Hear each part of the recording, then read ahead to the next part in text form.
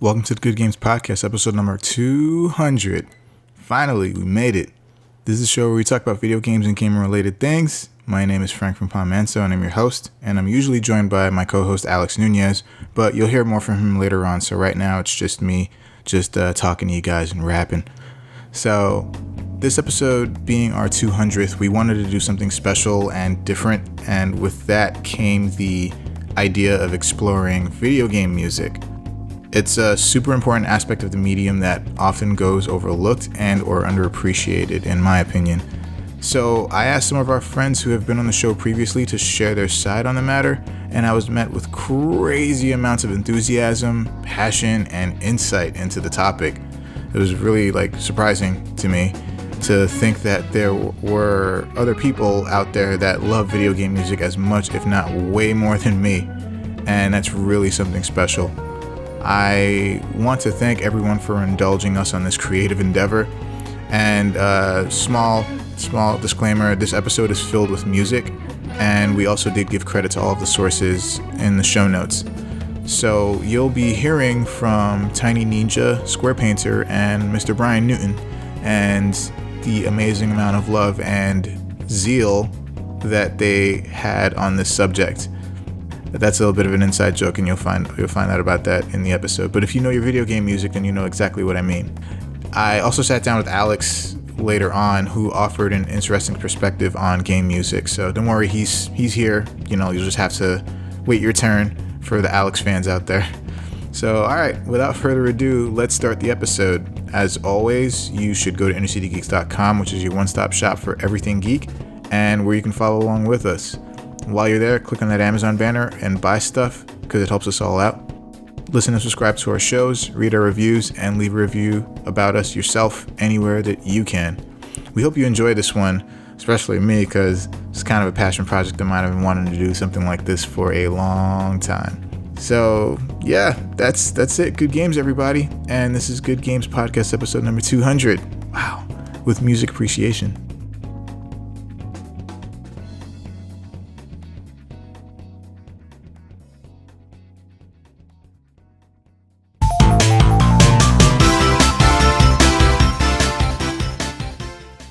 I wanted to talk to you guys about something kind of near and dear to my heart, but I'm sure it's near and dear to your hearts too, because you guys actually, you actually pay attention to this kind of thing. So I wanted to talk to you about video game music and what it means for you guys, because for me, video game music, it's something that I don't think a lot of people pay attention to, and they don't really appreciate the genius behind the art of composing music in general. But with video games, it's people think video game music is just oh my god, you're such a loser, you listen to video game music. But it's that's not the case. It's so good. To a point. And and this is, by the way, Squarepainter and Tiny Neenja back again. I think it's been about a year. Yeah. Since we were both on. Yeah. You had me on back in February. That was fun. Yeah, that was last February. God, I'm sorry, guys. So, it's all right. So I wanted to start with either of you, whoever feels like they want to just jump into the conversation and just talk about what video game music, what is it for you? What does it mean? Why do you like it so much? Or what makes you pay attention to it? It defines the game. The feeling of the game it comes from so much from the music. I mean, not only that, but also, especially nostalgia-wise, you would, after you've been playing these games for so many years as a kid, that soundtrack is ingrained in your brain, and it's so every time you think about something or think about a memory, and you were a gamer as a kid, chances are that soundtrack will immediately come to your mind. Yeah, when I had Green Hills Note on in the car, it was that Mitch Murder cover of it. I'm does this sound like Summer Vacation? Yeah, summer in the 90s. Yeah, summer in 1994. Sitting and playing Sonic. Yep. Yeah, playing Sonic the Hedgehog or any other games on the Super Nintendo or Genesis, but that one especially, just the Sonic soundtrack is so classic. Castlevania 4 reminds me of Christmas with my uncle. staying up till I don't even know when in our pajamas, trying to like get to the end level, and my dad like trying to play every so often too, and all three of us switching back and forth. Yeah, that actually reminds me of playing with my dad, because he like old horror movies and stuff. So I love the Castlevania series. So that was one that he actually really liked watching, especially Castlevania 4, because those graphics are amazing. No. But the music is beautiful. The opening track to that game is so good. Actually, I wanna do a video about my favorite opening songs to video games, because there's so awesome. many like level 1 songs to games, because there's so many incredible opening tracks to games. Like you hit the ground running, no fucking around. I mean, if you think about it, like some of the most like iconic video games ever, like have like the opening tracks of most video games defines the theme. Oh yeah. Of the game, you know, quite literally. Yeah. So like, you know, for example, Mario, you know, everyone knows level 1-1. Mm-hmm. Of course. Even if you don't play video games, you know it. It defines like that character to a degree. Like Sonic, Green Hill Zone, like you just mentioned. Oh, yeah. Everybody knows Green Hill Zone. Everybody knows that song if they pay attention even a little bit. Even like, you know? and if like we're talking about setting the like, you know, the tone of a game, freaking the best, I think one of the best examples is Super Metroid, like hands down. Oh my god. Dude, Yeah. like, Metroid. Like as soon Creepy as you, and Great spooky. example. as soon as you get out of your ship, like, and you go into that one cave, like that like soundtrack, it's like, where the hell am I? Like, what am I doing? Like, this is.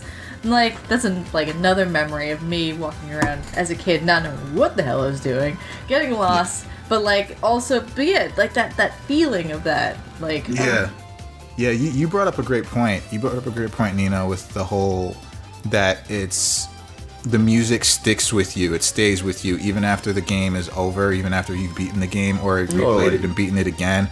It's something that just stays with you. It's like the one thing, like you might remember some like cool like action scenes or some boss battles that you might have done, but you really think about a lot about like the music, because the music is ever present. It's always there, and it's attacking another one of your senses, you know, at the same time. And so yeah, that's a great point, and I actually never realized it like that, because that's how me personally, that's how I am. Like after I beat a game, like I have the soundtrack usually before I beat the game, and then I listen to the soundtrack and it just like brings me back Oh, absolutely. to like moments in the game, you know. How many soundtracks have we downloaded actually for Oh my like God. certain times of year when it starts getting cold out?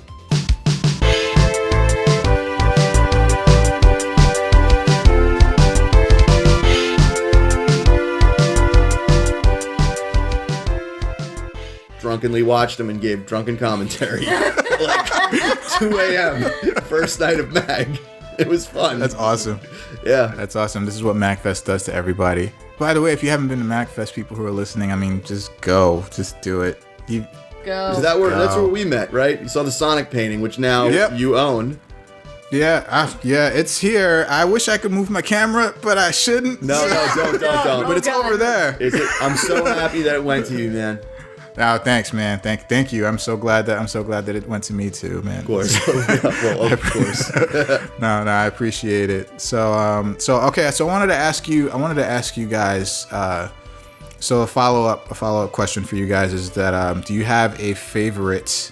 You know, and I know it's probably a hard question, a big question, but do you have a favorite like game franchise that soundtrack? You know, some sort of soundtrack that encompasses like everything that you're looking for, or everything that you're looking for in games, or like a favorite composer or a favorite song if you want to narrow it down. Like anything is good, but you know, and then if you do, just tell me why those. Together, I think collectively we both agree that the Castlevania 4 Soundtrack is one of the amazing. one of the greatest Yeah, soundtracks of all time. Okay. Absolutely. That's like one thing we can completely agree on is yes. Nice. Yeah, we agree on a lot of stuff, but when it comes to like video game music and electronic music, we very much agree on. But when it comes to other music, like, you know, punk and like hardcore, and dare I say emo, when emo is a thing and that word meant something, Nina gives me shit for it. So that's where we have a divide. You know, I listen to like loud emo core stuff from like 1999 and I don't Cool. even, shit I just grew up listen to with. all sorts of fucking And shit. you laugh at me about it. Yeah. But to get back to your question, favorite video game song of all time, Corridors of Time from Chrono Trigger. It's Yes. Yeah. That's a good definitely- one. That's a great one. Yeah. Which one? 10,000 BC. It's Zeal. Yes. The overworld of Zeal. The first time I heard that, I was just enthralled. I didn't move. I just sat and listened to the overworld theme. Another big Awesome. one is the Double Dragon title theme and level 1. I remember very much, that very much reminded me of growing up in Brooklyn.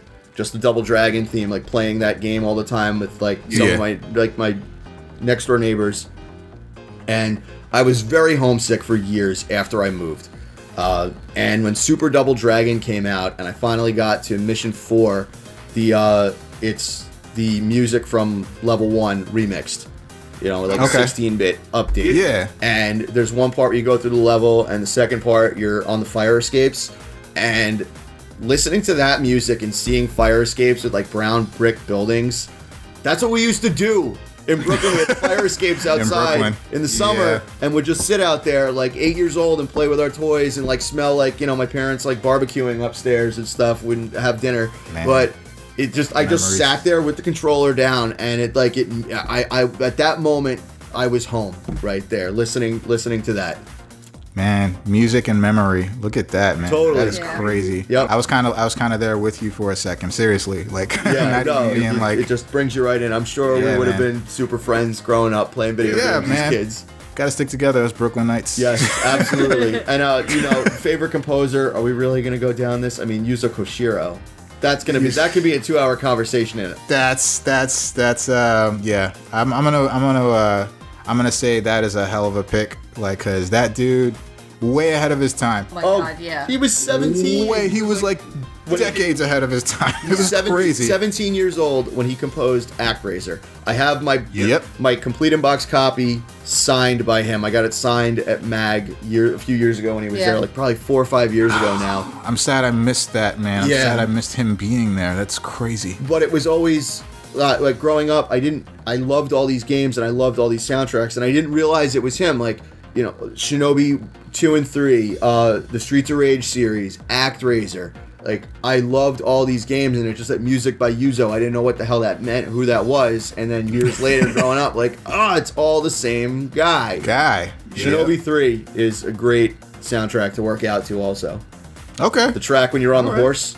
I don't remember when like the guys are jumping out of the kites in the background. It's a weird level. Oh yeah, but that I remember. Song is weird, so good. Yeah. Anyway, I'll ramble on and on forever, Nina. No, dude. Yuzo Koshiro. Yeah. Yes. It's because like I don't know composers very well. I just know like music and like Yuzo Koshiro. That's absolutely hands down. I have to agree with you on that one. I mean, like you already said Chrono Trigger. If I was to add to that, I mean, like songs, especially from games. I've already told you about this one. You know about this. The Keith Courage. The second level, like not the first level, the second level. When you go underground, you turn into a robot. Like you fight seriously, the big guns with the legs. Yeah, the guns with the legs. That's like, a weird game. If you ever play the game, so you start off like this little dude. It's like you're in the overworld, and it's like sunny sky, whatever. This kind of like very just like chill music, and then all of a sudden you like hop on this platform. You get taken up in a rainbow. This like cutscene happens where you like turn into a mech, and then you can like put down into like this underworld area, and the music just like fucking is like just like fuck yeah, kind of like you look like a smushed Gundam. You look like a Gundam. Nice. It's a super deformed Gundam. Yeah, deformed Gundam, and there are robots that are giant like 6-shooter revolvers with robot legs that come at you. This was the packing game for the TurboGrafx 16 before Bonk was there. Keith Courage was what NEC wanted to make their Mario, their mascot. Do you remember how it goes? What? You sing it. Go ahead.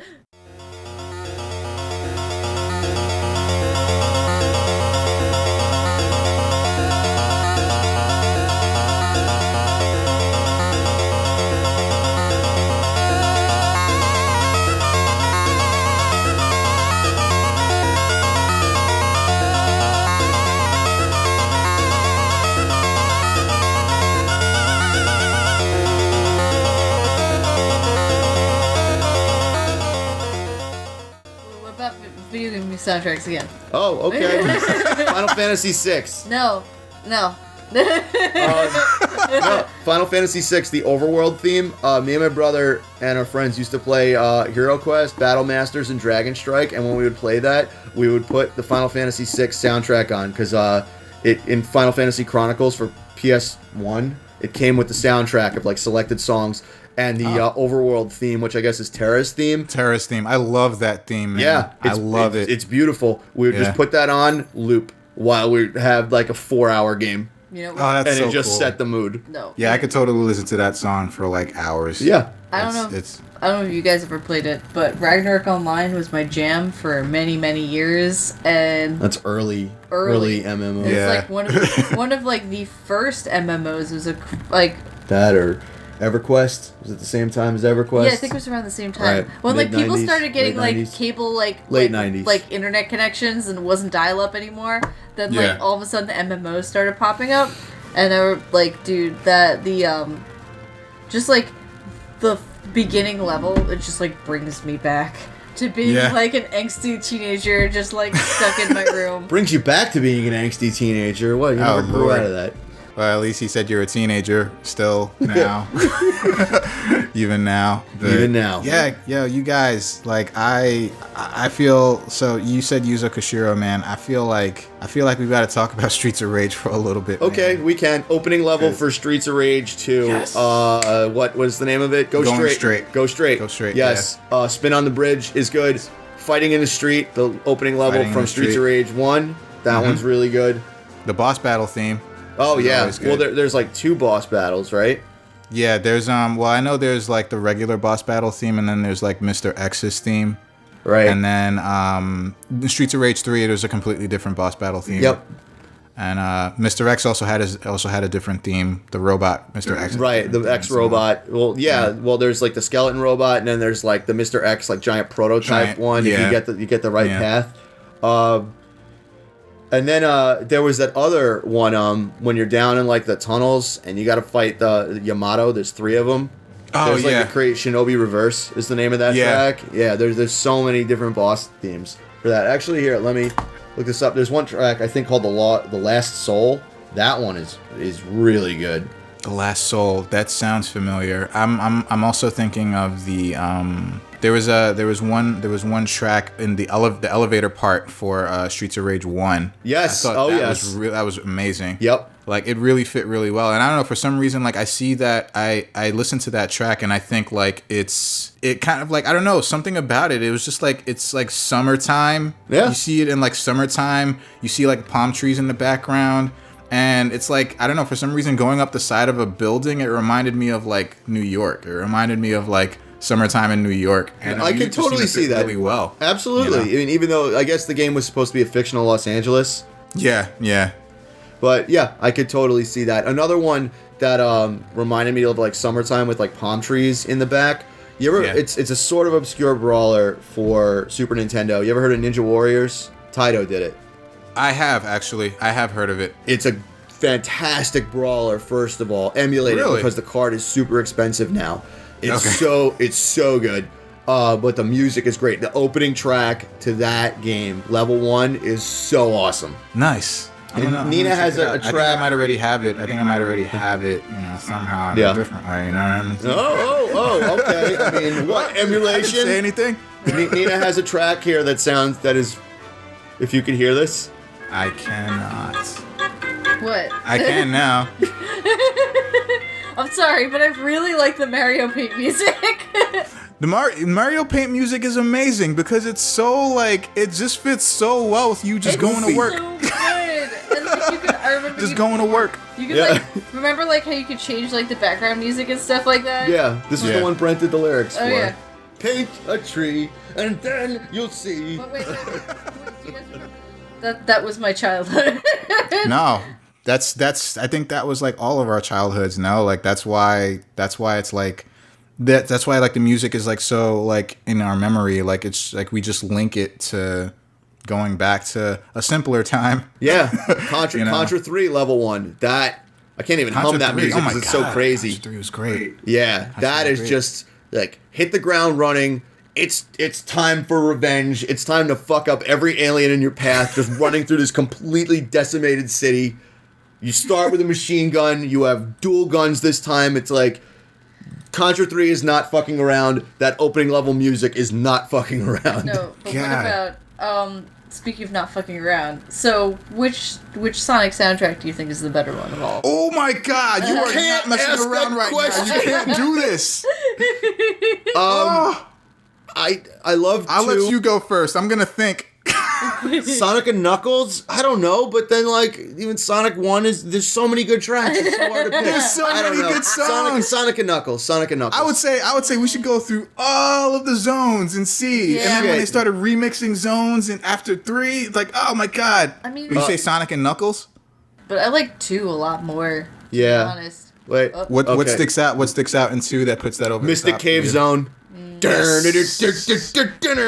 opening, that little riff. Yep. Yo, Mystic Cave Zone was dope. I like the Aquatic Rune Zone. myself. Yes. I thought that was great. Yes. I thought that was great. It was like something I'd never heard before at that time. And then Chemical Plant Zone. Chemical Plant Zone. Yeah. That's Chemical Plant Zone. That's so Dude, good. that was- Even though that zone track has been remixed to death, it's still so good. So Oh, yeah. good. It's still so good. Yep. Like it still sticks out. And then Casino Night Zone also been remixed to death, but it Yeah. sticks out. It's just like that silly kind of like Carnival-y. Yeah. You know, like a type of. So I don't know, guys. I'm Are gonna we do a talking about painting. all the Sonic games or classic Sonic games, like the whole. Oh, I don't know. Let's See, keep it to the like 1 through Knuckles. See, Sonic like and Knuckles. for me, Through like Knuckles. when I started doing conventions and I'd have a Sonic painting, it's like somebody would come up to me and start talking about the bad Sonic games because I didn't know Yeah. about like Sonic Riders 06. Oh, Like God. I'm old, I don't know about that stuff. All right, so let me give you guys a fantastic. This is a piece of information I'm sharing with you guys. Okay. So this might be my pick, and I know you're gonna be like, what?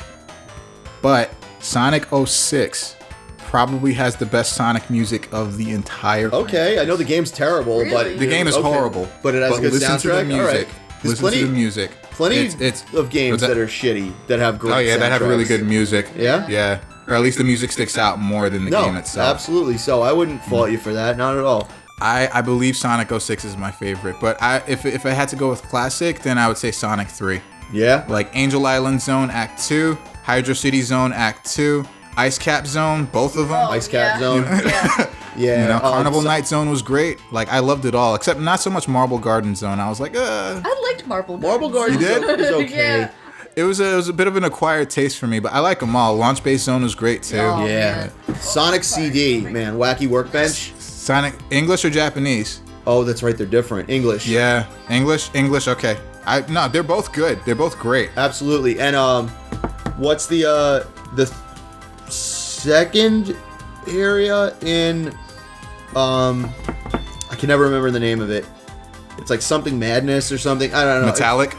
Metallic Madness. I think so. It has a really chill song to it. Yeah, Even like just that's the future version is a little like mixed up of it, but Oh no, it's not Metallic Madness. It's No. Stardust Speedway. no, Stardust Speedway's way later. Okay. That one is chill though. That's when you're running this one. I can't think of the name of it. Shit. I'm trying to think. Don't worry. Google we that have the shit. power Hold of on, the hold on. Let me. Shit, is my Wi-Fi on? Okay, let me Google this really quick. But yeah, I don't know. Wait, so you say Sonic 2, Nina? Yeah. You say Sonic and Knuckles, Yeah, Sonic and Knuckles. Nice. If I really had to pick. and I say Sonic 06, and I know you guys are like, what? No. I had never heard like any of the soundtrack for that game, so I have no Yeah. like. No, Sonic 06 has some really amazing standout tracks, like Aquatic Base Act 2.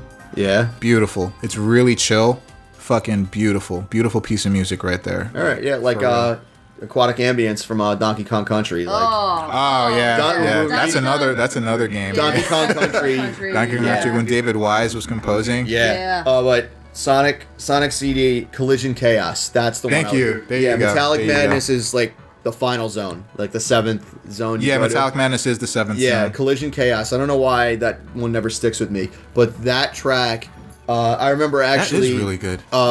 My first real job out of college was this freelance job that was really, really boring. And I would just zone out to that track I would have on my iPod just on loop for like hours. Collision Chaos, present time music. It's Nice. so good. Nice. Man, you guys. Nina, you were not messing around. Nope. That is a big question. Yeah. Now I'm really thinking about it, and I'm like, No, I don't know. You can't answer that question. But- God damn it. But I did. God. Okay, you guys. Okay. So to kind of wrap this up, because I don't want to take too much more of your time. If you have any kind of like suggestions out there to like tell people like that you don't think a lot of other people appreciate, something out there that you think like, I really want to share this with people because I feel like they need to know about this, but I feel like they don't. If you think about that, is there a game, song, or franchise that kind of like sticks out for you? If it's already been mentioned, then feel free to repeat it. Yeah, let's forget the Mega Man 2 soundtrack, because, yeah, that's been done to death and it's okay.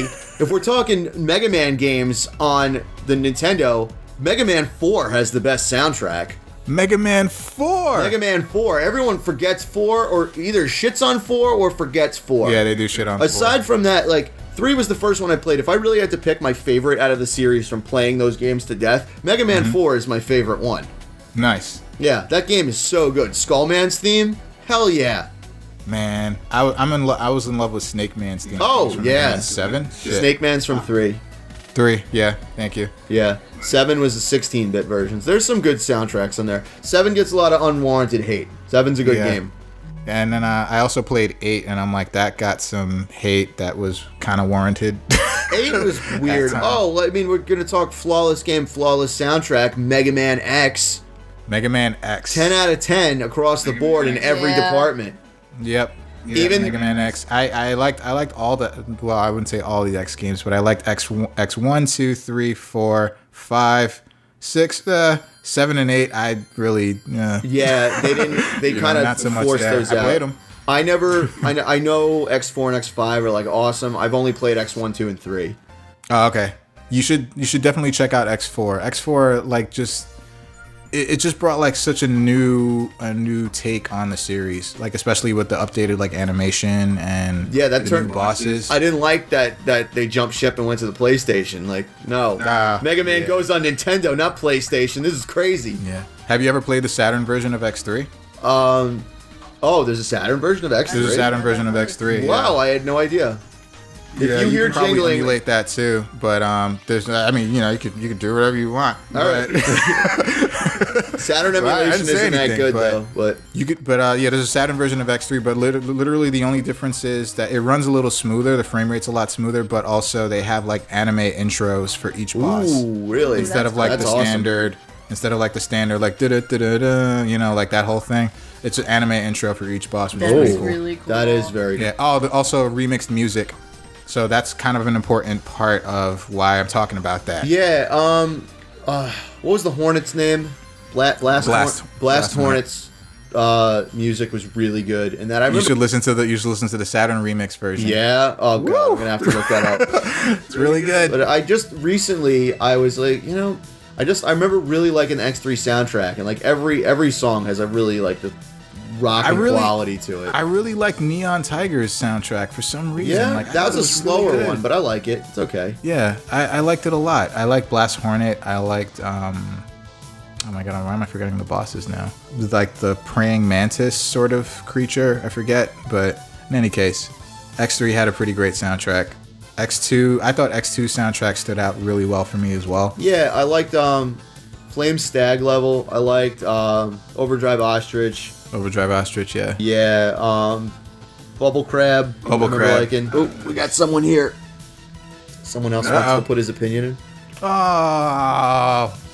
He just got. If you hear jingling, He looks so freaked out. Yeah, he just got his Wookiee tag because this guy's a giant Wookiee. So, Cloud, you want to talk about Double Dragon and do like your big karate chop? He's a big tough guy. Oh, he wants to go down. Go ahead, bud. Of course he wants to go down. He wants to be free. No, but I'm sorry. So Nina, back to the question at hand, the original question. So is there like a game, song, or franchise that you feel like people need to pay more attention to, generally or specifically for the music aspect?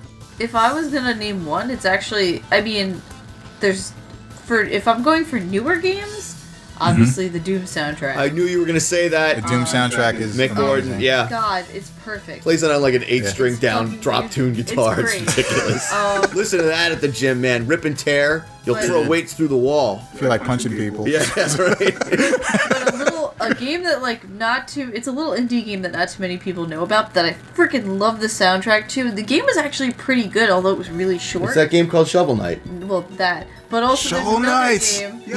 Yo! We had the composer stay at our old house. I was like, it was amazing. Anyways, There's another game besides that, which is awesome. It's called Sword, and I'm pronouncing this correctly. Sworcery.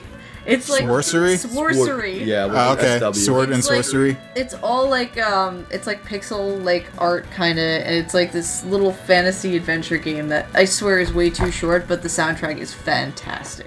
Okay. Yeah, totally give it a shot. You're this like one chick. It's all about like dreams and all this. It's cool. I don't know how to explain it. It's really, I haven't played it in like probably about like 6 years, and now like really want to. Nah, I bet you kind of want to. Yeah, I do. But the soundtrack's great. It's like something you can play in like a day and not be like, oh god, what happened to my entire day? You want to know a game that was a letdown in every category and the music's fucking terrible? Weird choice. Beatdown Fists of Vengeance on the PS2. Beatdown Fists of Vengeance. Yeah, it was this like 3D brawler that Capcom made, and it's absolutely Okay. awful. But the music is like doot doot doot doot doot doot. Listen to that over and over because that's all it is, with like some like DJ scratches behind it, and it's Lord. it's The DJ scratches too. yeah, Jesus. and they shoehorn in like foul language just to be edgy. Like every character says fuck for like, and it's just so thrown in there like a 4th grader wrote it. Like, like my mom can't see this. I wrote, it's like what you'd write in Mad Libs. It's like you write all the dirty God. words in there. Wait. Oh my god. Wait. Yeah. I So there's don't- that. you Don't listen to haven't- Beatdown Fist of Vengeance. I mean, Put the music in though, by all means, so we can laugh at it. It's not a shitty game, but it's a good game, and you should probably pay attention to the soundtrack, but you haven't finished playing it. It's freaking Undertale. I don't care if like, Oh my God. everybody complains about the fan base or whatever. Dude, that soundtrack is... The soundtrack for it's Undertale great. is dope. It's really good. It's really, really Dude, good. It's You so should good. finish it. Earthbound soundtrack. So eclectic. Oh, Favorite that- game of all time. I mean, you can't do a There's video some without weird- me talking you about can't knock There's Earthbound. some that, really yeah. weird songs. in Oh there. yeah, Dungeon Man's theme. Or this Dungeon Man, the giant dungeon that built himself. Yes, you're standing in my navel. You're standing in my navel. Yes. Yeah. Oh god, I could go on like literally all night long. But yeah, Like, the boss. soundtracks. Come on, what is it? I think it's Gygas's theme. I think it's called Pokey Wants Revenge. It sounds like fucking Pantera. Yo, They're my favorite metal band. I Wait. fucking love Pantera. wait. Game soundtracks that are underappreciated that definitely set the mood for the game. Motherfucking Myst soundtrack. I don't care who you are. That game, the Myst soundtrack. Sounds like frustration to me. like, yo, have you actually played? I've played it and beat it. Okay, and my dad beat it years ago. I could beat it tonight if you want to watch me. But Wow. No, you're gonna stream art. You need to Yeah, make yeah. art. But anyway, like seriously, that game and even in Riven, the soundtrack, the guy who actually made the music, like it's once again kind of ambient and stuff like that. But you go to certain areas and like that fucking soundtrack really sets the tone for everything, and it definitely is like. I'm sorry, I can talk about Myst a lot because I really like it's all that good. game, and the music. Is Okay, great. favorite But- theme from Street Fighter. Oh God, you're really gonna do this? Whoa, boy. You're asking a huge question. I know that. I know you're a big Street Fighter fan. Dude. Oh my god. See, I only know up to Super Street Fighter at the new challengers. I loved Cammy's theme. Cammy's theme was awesome. I liked Fei Long's theme. Fei Long's theme rules. Sagat's theme I love. Sagat. I like Sagat's theme a lot. I like M. Bison's theme. Dictator. Yeah. Dictator. I like Balrog's theme. Boxer. Right, we have all to. We the have four to. bosses basically. We gotta specify now which one's Balrog and all that. Yeah. Freaking I think they're all so good. They're all great. Like, They all fit so well. I think my favorite might be Blanca. Yeah? Blanca's theme? Yeah. Hell yeah. It's pretty awesome. I like it a lot. Like, I like I don't know, it was just very different from everything else. But it fits so well. Yeah. Dhalsim's theme. Dhalsim's theme was really good. I mean, of course, we can't forget Guile. Well, of course. Like, it really does go with everything. It It does. It works so well. You can't forget that at all. I love Ryu, but I fucking hate Ken. But I love Ken's theme. Oh, Ken's theme is awesome. I think Ken's theme is like my second favorite, actually. Because it just gets you amped up for fighting, and it seems to fit his character so well. Very brash. Yeah, very exactly. arrogant. Very brash. Whereas Ryu's theme is more like calm. Yeah. But it's like drum heavy, so it kind of like dictates his power. Yeah. Absolutely. So yeah, like that's a big question. And if you're talking about like all of Street Fighter, oh, I don't know any of the other ones. Once it gets to like 3, once Street Fighter 3 hit. I would say once you do get to 3, the Third Strike soundtrack is probably the best Street Fighter soundtrack. Yeah. Next to 2. All right. Does 3 have a lot of remixes from 2, or it's all new No, stuff? not at all. Completely new music. Really? But I will say that they did a hell of a fucking job. All right. They had like some great musicians at that time with Capcom. That was like the glory days of Capcom. Oh, well, yeah. And they fucking killed it. Like they went on a more like drum and bass, like percussion kind of direction with the music, and it paid off in a big way. Street Fighter Third Strike soundtracks are still like being like pumped to this day. Yeah. I'm sure I'll hear Not it. just in my house. All right. Everyone's house. I'm sure I'll be like, oh, of course, I've heard 47 remixes. That's where this is from. Yeah, okay. Yeah. Trust me, it's I'd say definitely listen to Third Strike's music. The music from 4, so music from Street Fighter 4 is probably what you might appreciate more, because practically all of those tracks are remixes from 2. All right. Yeah. Like of the main characters, like the characters that have made appearances already. Right. All of them are remixes of their original themes. So you might appreciate that a lot more. I remember Alpha 2. That was the one that I started playing that deviated, because Alpha 2 came out on Super Nintendo. Like, oh yeah, Sodom that's right. was in that. Dan. I love that Guy was in it. I love that Guy was in it. Like, oh my god, it's blowing my mind. It's freaking Final Fight. But even in Final Fight 2, you could see like Chun-Li in the background and Guile's in the background of the level 2 airport fight. So I also recommend Street Fighter Alpha 1. For me personally, Street Fighter Alpha 1 had the best soundtrack of the alphas, because the original band, Alpha Lyla, came back to do the soundtrack for Street Fighter Alpha 1. And then Alpha 2 is just remixes of the Alpha 1 soundtrack, but like they just went straight jazz, like smooth jazz with the Street Fighter themes, but you recognize all the Street Fighter themes, and it's so fucking good.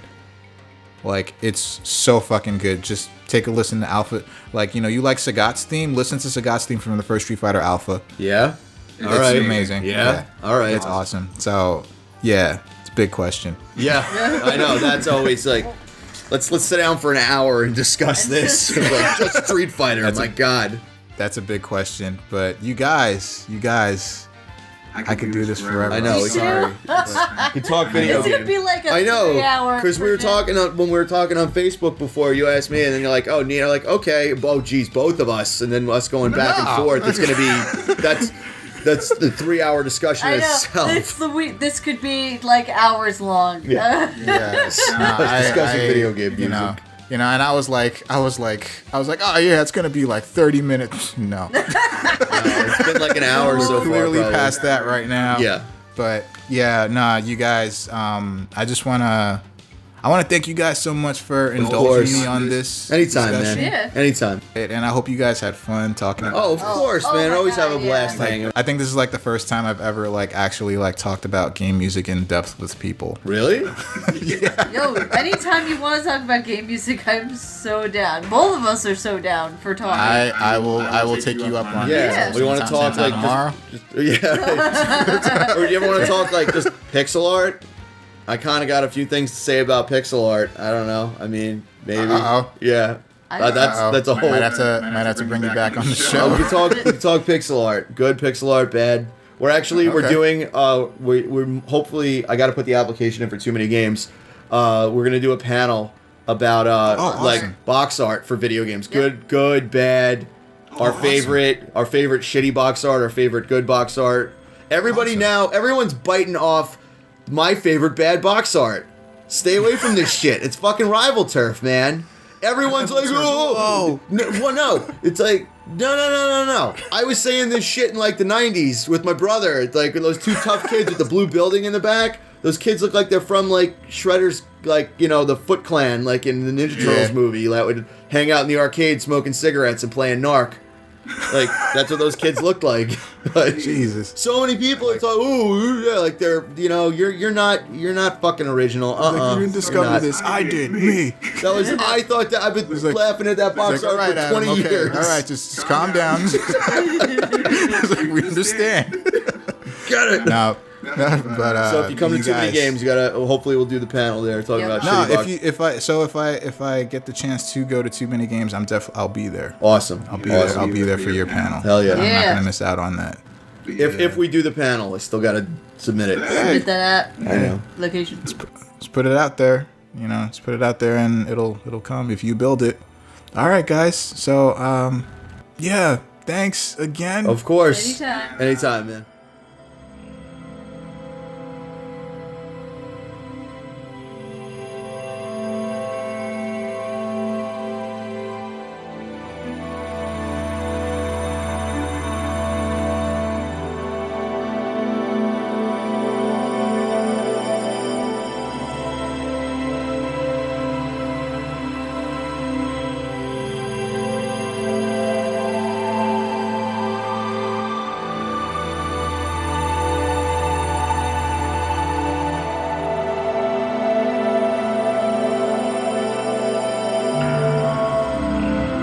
Alright, so hey again, Bryan. How's everything going with you?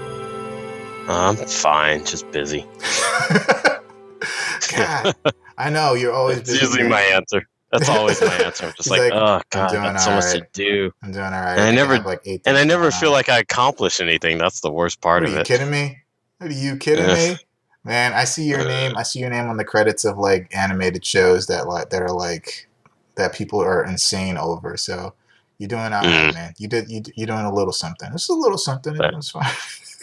Thanks, Frank. Yeah, no problem, man. No problem. But yeah. So I wanted to talk to you today, and thanks again for indulging me, because I know that you don't have to at all. It's not like I'm paying you or anything. You're like, wait, what? But I want to. No, I appreciate that. But yeah. So I wanted to talk to you today about video game music, man. Like, because video game music is something that I personally feel is just amazing and at the same time overlooked, you know. And and it's just a I think it's a very important like art form in any kind of media, you know, not just games but movies and music, music especially, but like TV and so on.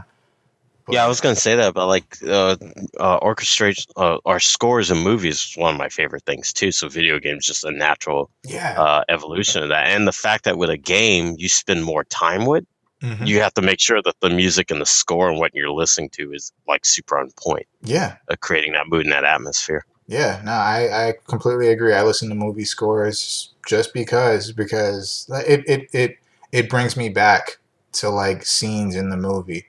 You know, and it's just like the whole music linked to memory and so on. But you know, in any case, we'll get to that. But I just wanted to ask you about video game music in general and like what it means for you.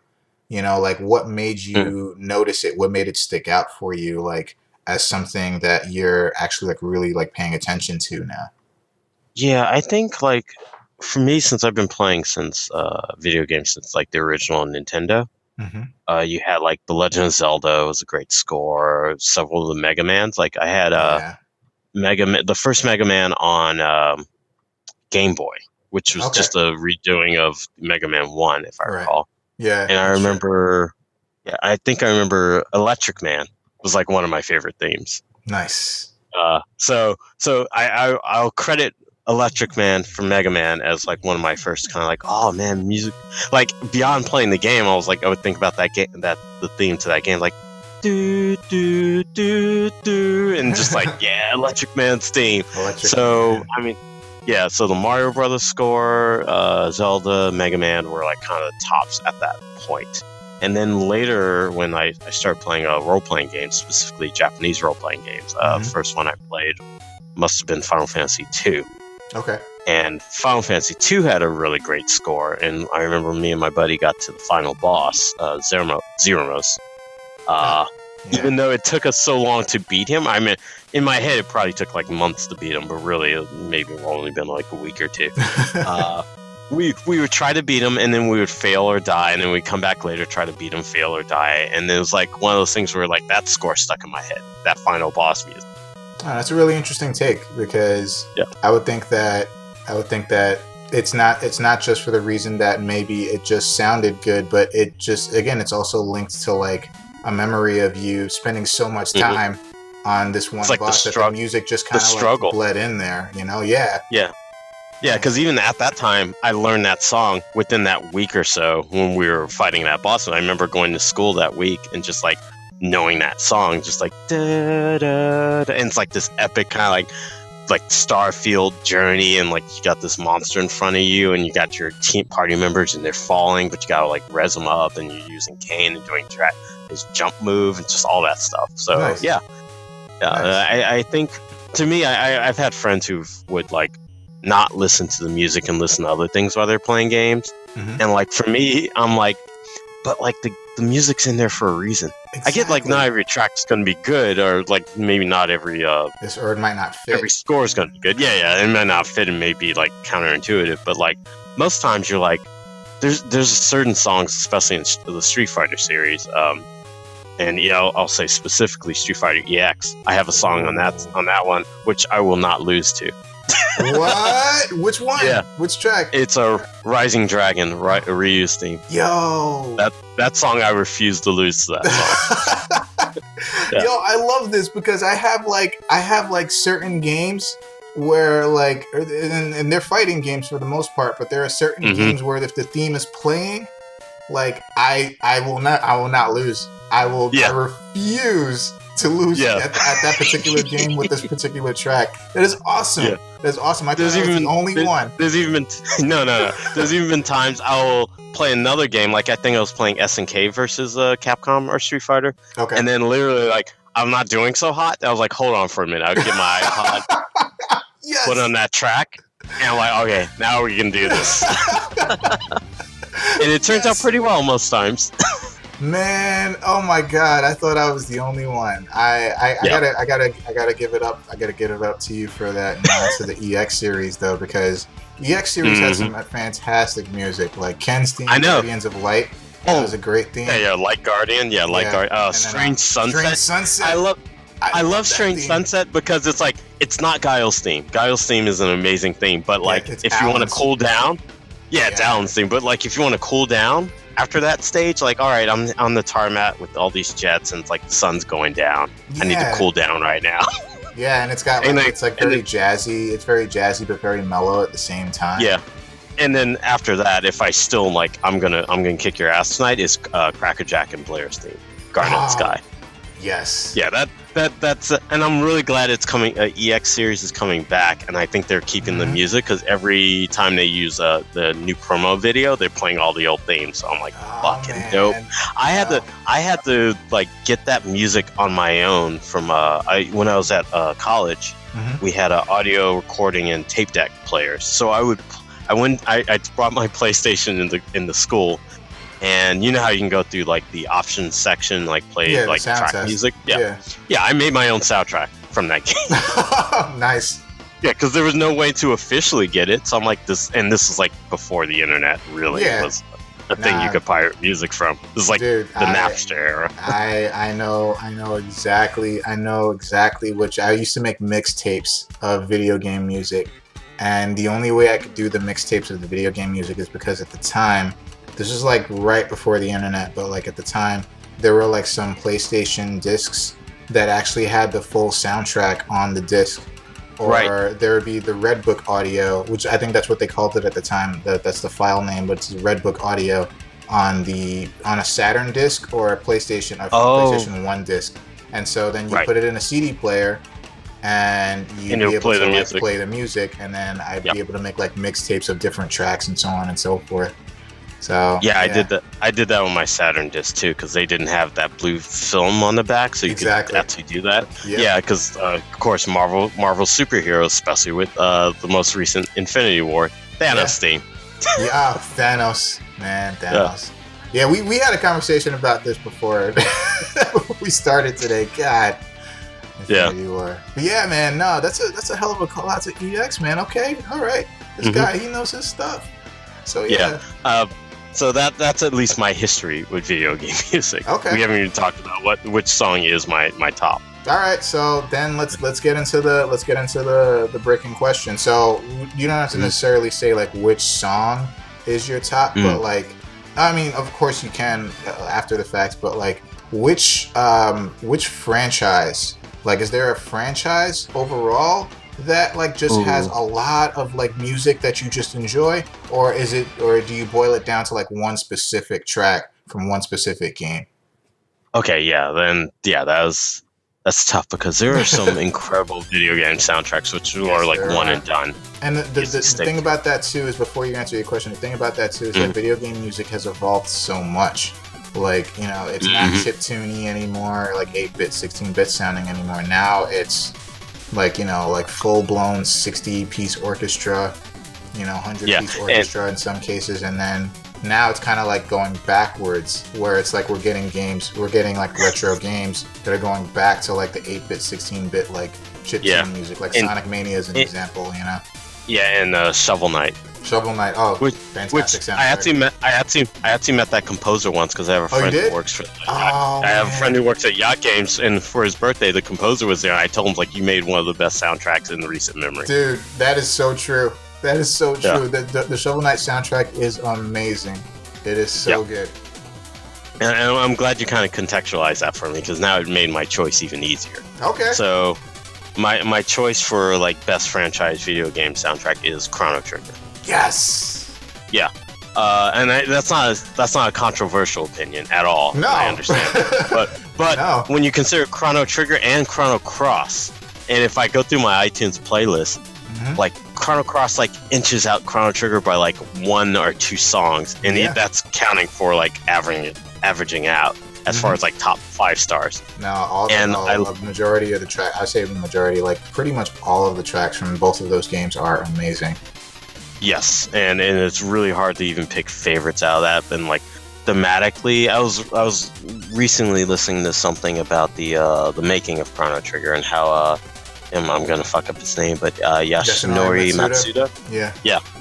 Yeah, how he nearly killed himself during Chrono Trigger. What? And Xenogears too. Not killed himself like he wanted to off, like work himself. Oh, like he over. Okay, I was about to say. Wait. As a lot like this got dark. Yeah, as a lot of artists and like creatives, especially in Japan, do for like they their craft, exhaust themselves. Yeah, I'm like, stop smoking and stop like not sleeping for a week, and you'll be okay. Yeah, pretty much. But okay. Yeah, and he did the same thing on Xenogears too. But awesome. Well, Chrono Trigger. That's not incredibly awesome. That's not awesome, but it's the work speaks for itself. I should say it. Yeah, I want people to preserve, but one of the reasons I can choose Chrono Trigger, because although the chip sounds are amazing, and for being a 16-bit era game, legendary. But like anytime he does an orchestration or a jazz version or a remix version of Chrono Trigger's music, each of those soundtracks are just as good as the originals. Yep, I'm nodding my head right now. Right, in agreement. And I can easily go through Nobuo Uematsu for Final Fantasy as like one of the greatest soundtracks of all time, and like I imagine everyone is going to buttress that opinion. But if you have not gone through and you did not play Chrono Trigger at that time, you don't understand the level that was reached with someone who is relatively unknown. Right. Yeah, and it only has like a few things under his belt, but like you can say it rivals the masters. I agree. I completely agree, because man, Chrono Trigger, like I can still like from memory like hum Chrono Trigger songs, Chrono Cross, even Chrono Cross music, like even though Chrono Cross was not a great game. Not as good as a game. I agree. Not a great game, but the best thing about it was its music. You know? Yes. Like the Yeah, best and thing like about it was its music.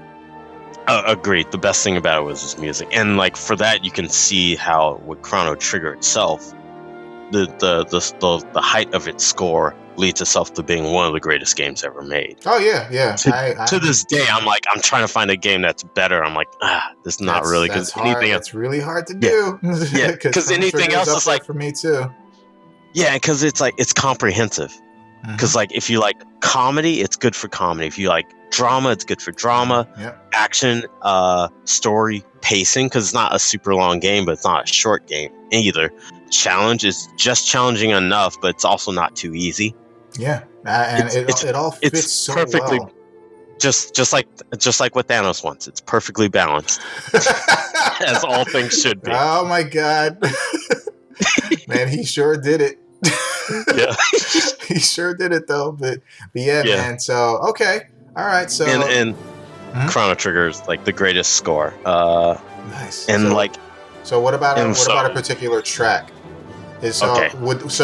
So the interesting thing is like when I ask people this question, I say like, okay, you have a group, like a franchise or something that's like your overall favorite like score or music production, but like for a lot of people, when I say what about a favorite track, it's something that's not even from that particular franchise. So is that the case with you, or is it from Chrono Trigger, Chrono Cross? This one actually comes from the Chrono Cross, Chrono Trigger franchise. Okay. So okay, good, because my most honorable mentions would be mostly from Chrono Trigger, Chrono Cross. So one of my honorable mentions is, and I'll give a story first. At first, I hated this song. Okay. It was running through the forest of Guardia. It was heading to Guardia Castle. Is like the song was super repetitive. I didn't get it. It just got in the way, and the battles were kind of like repetitive and dumb too. But not until I waited for a moment of force. I forgot what I was doing, and I heard The Secret of the Forest, and I was like, "Oh, I get it. The song is awesome now." It's that one little like solo piano beat. Yeah. On that song, and it goes back. I was like, "That's the secret. That's the secret of the forest." I get it now, and so that's my honorable mention because that's a song I originally hated initially. But when I heard that one little riff, I was like, all right, this is one of the best songs in the series. Man, and still one of my all-time favorite songs. Man, don't you kind of hate that though? It's like there are like these songs where you're like, song sucks. But then you just keep listening to it through circumstance or just because you have to, because like if you're in a game and you're playing an area that it's hard to get out of, or it's a very long area, and then it just grows on you, then you wind up liking the song and it turns out to be one of your favorite songs. I'm like, damn it. Yeah. It got me because again. like with that song, so interesting is that like it didn't just grow on me. I literally didn't get it. I missed the secret because when every time you're in that forest, you get interrupted by a battle. Correct. And that kind of cuts the song down. Song off, so correct. Yeah, so you have to get back into it. And it's just like most of the song is just that repeated like do do do do do do do do do do do do do, and just like, all right, I'm tired of that. Yep. Yeah, but then when you get to that one breakdown with after that like really high like kind of like wind part, and then it gets down to the piano breakdown, and you're like, oh god, and it just fills me with like I was in middle school. Yeah, I was like late middle school, or early high school at that time, and just like filled me with warmth. And like I had an emotional reaction when I first discovered that part of the song that I just stopped and listened to it for like several times before I exit that forest because I want to hear that part again. Yeah. So that part and that song is like amazing, and I've never had an experience like that almost since, but I'm sure I have. But it's just like your first time. And again, that's not my favorite song because I had to give it to the knockout king for me is it's probably one of the most emotional moments in the game, halfway through, and I'm sure like this might be contested, but for me, there's no contest. It's when you get to the the Ice Age, get in that teleporter, go up to the sky, and it's a floating island, and it's Zeal. The theme of Zeal, Corridors of Time, and like no loss of love for Shala's theme, but Corridors of Time is the fucking beast. Dude, of all beasts. You hit the nail on the head. Do you know that like I've talked to some other people like with this whole thing that I've been doing, and do you know that you are not the only one that has said that is the best.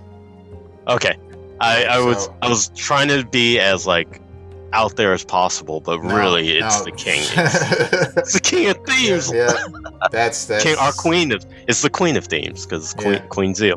Yeah. Zeal. Yeah, that's a hell of a theme, dude. Like that is, I completely agree. Hell of a theme. And like it, I remember even my first reaction to like seeing that location and like loving that theme instantly and never wanting it to end, which is why it's cool that every like town you visit on that continent or on that island, the theme keeps playing until it stops when it plays the man's machine theme when you get to the castle. Correct. And then you're like, what the fuck's going on here? This is creepy now. Things have changed. Yeah, but that thing like almost perfectly represents the entirety of the game, where there's like magic and intrigue and sorrow and loss. Yeah. Just within this one theme, and power too. So it's like, God, what? It's like, I don't know how Matsuda did it, but it was just like this thing was like fully comprehensive, just like Chrono Trigger is. And it's also funny. It's like in the middle of the game, and it like cruxes the impetus of so many characters like Lavos, Shala, Magus, and Janus himself, which is also a great theme. Magus' theme. Yeah. But yeah. So for me, I'm like, you can't do better than Zeal. I have a funeral list of songs that I want playing. Zeal was probably like number one. Oh my God. Yeah. That's super fitting though. That is super fitting. Wow, Zeal. Like it's amazing to me like how many people love like it's just amazing to me how Chrono Trigger sticks out for so many people. Like I'm serious, you are not the only one. And you also pinpointed Zeal as it's uncanny. And you know, for good reason, of course. Chrono Trigger, one of the best games of all time.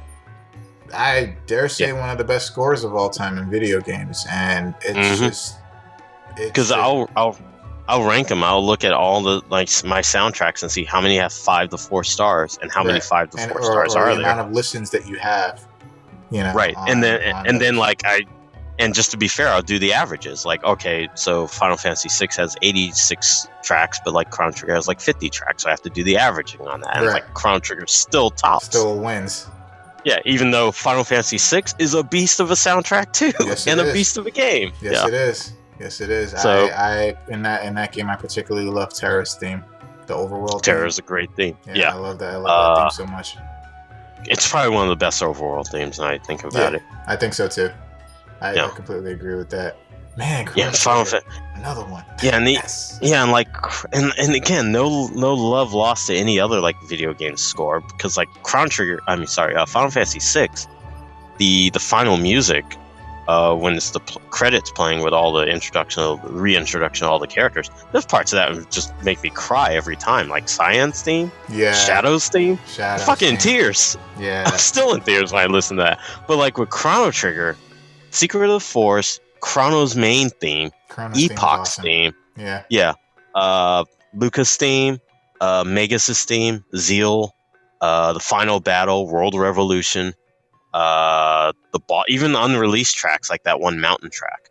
Oh yeah, man, I love that soundtrack so much. Like I don't really like a lot of like main themes for games in general, but the main theme for Chrono Trigger is amazing. I love it. Yeah, and it's funny. You should. I think it was Dark Pixel was the YouTube thing I was watching, but like he found an interview and they were about how when Matsuda was like making the game soundtrack and how this soundtrack to Chrono Trigger was like his chance, and he treated it as such. So I think the Chrono Trigger score, the main score, was the first thing he came up with, and he was explaining how it was like triumphant and he like him wanting to be eager and prove himself, and you can feel it. You can feel that in that theme so much. Like that. Yeah, it's just like it's my time now, and it's like I'm gonna do it. It's like hopeful and optimistic. Yeah, man, I love it. I can feel that. Like right now, I'm getting goosebumps when you're talking about that, because it's so true. You can feel like the triumphant nature of the song. You can feel like the optimistic nature of the song. It's hopeful. Yeah, it's like youthful exuberance. It's promising. Like there's like very promising. Yeah, I could completely feel that in that theme so much. Yeah, and with the drums, you're like on a mission. Yeah. Doom, doom, doom, doom, doom. Yeah, man, it's that's crazy. That's nuts. Yeah. I did not know that. That is awesome. Yeah, I just found that out like literally like maybe a week ago. But it's and the Chrono Trigger was called the Dream Project for a reason. Yes. Because just like all these titans of the industry at the time working together, and like it's crazy to think like we look at AAA games now and like has like hundreds of people and maybe thousands of people working on all these games, and like they do incredible feats there, but like what 50 people did in Japan. Exactly. One game.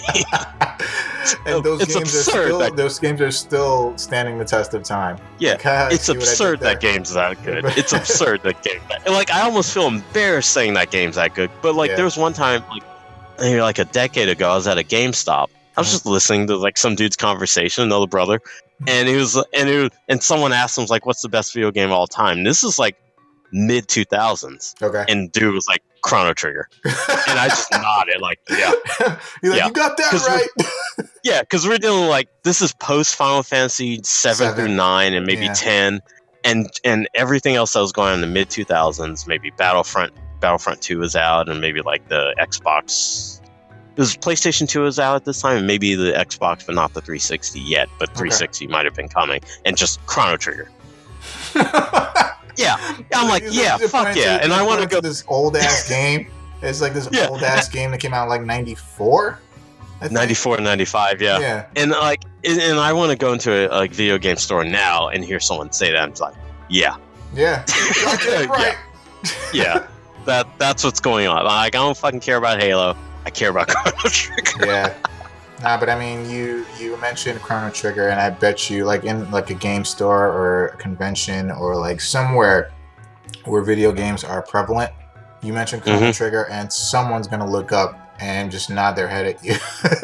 Just say Chrono Trigger. It's like, what do you know about Chrono Trigger? What do you know about Chrono Trigger? And just have this conversation about time travel and crazy, all these characters, so many characters, and the music, and it's just so much. Good characters, and like they made a time travel story that you could tell to almost anybody, and it makes sense. It's like it's a very tight narrative. Despite its complexity. And time travel stories have to be super tight because it's so easy to slip through the crack and just and just fuck it all up, you know?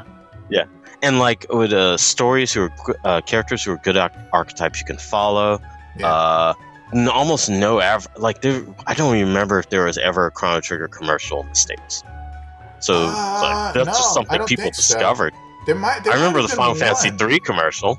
There might have been. No, actually, I don't know. There might have been one Chrono Trigger commercial, but I think actually the Chrono Trigger commercial I'm remembering is probably when it came out for the PlayStation 1, like when they re-released it for the PlayStation 1, but not for Super NES. No.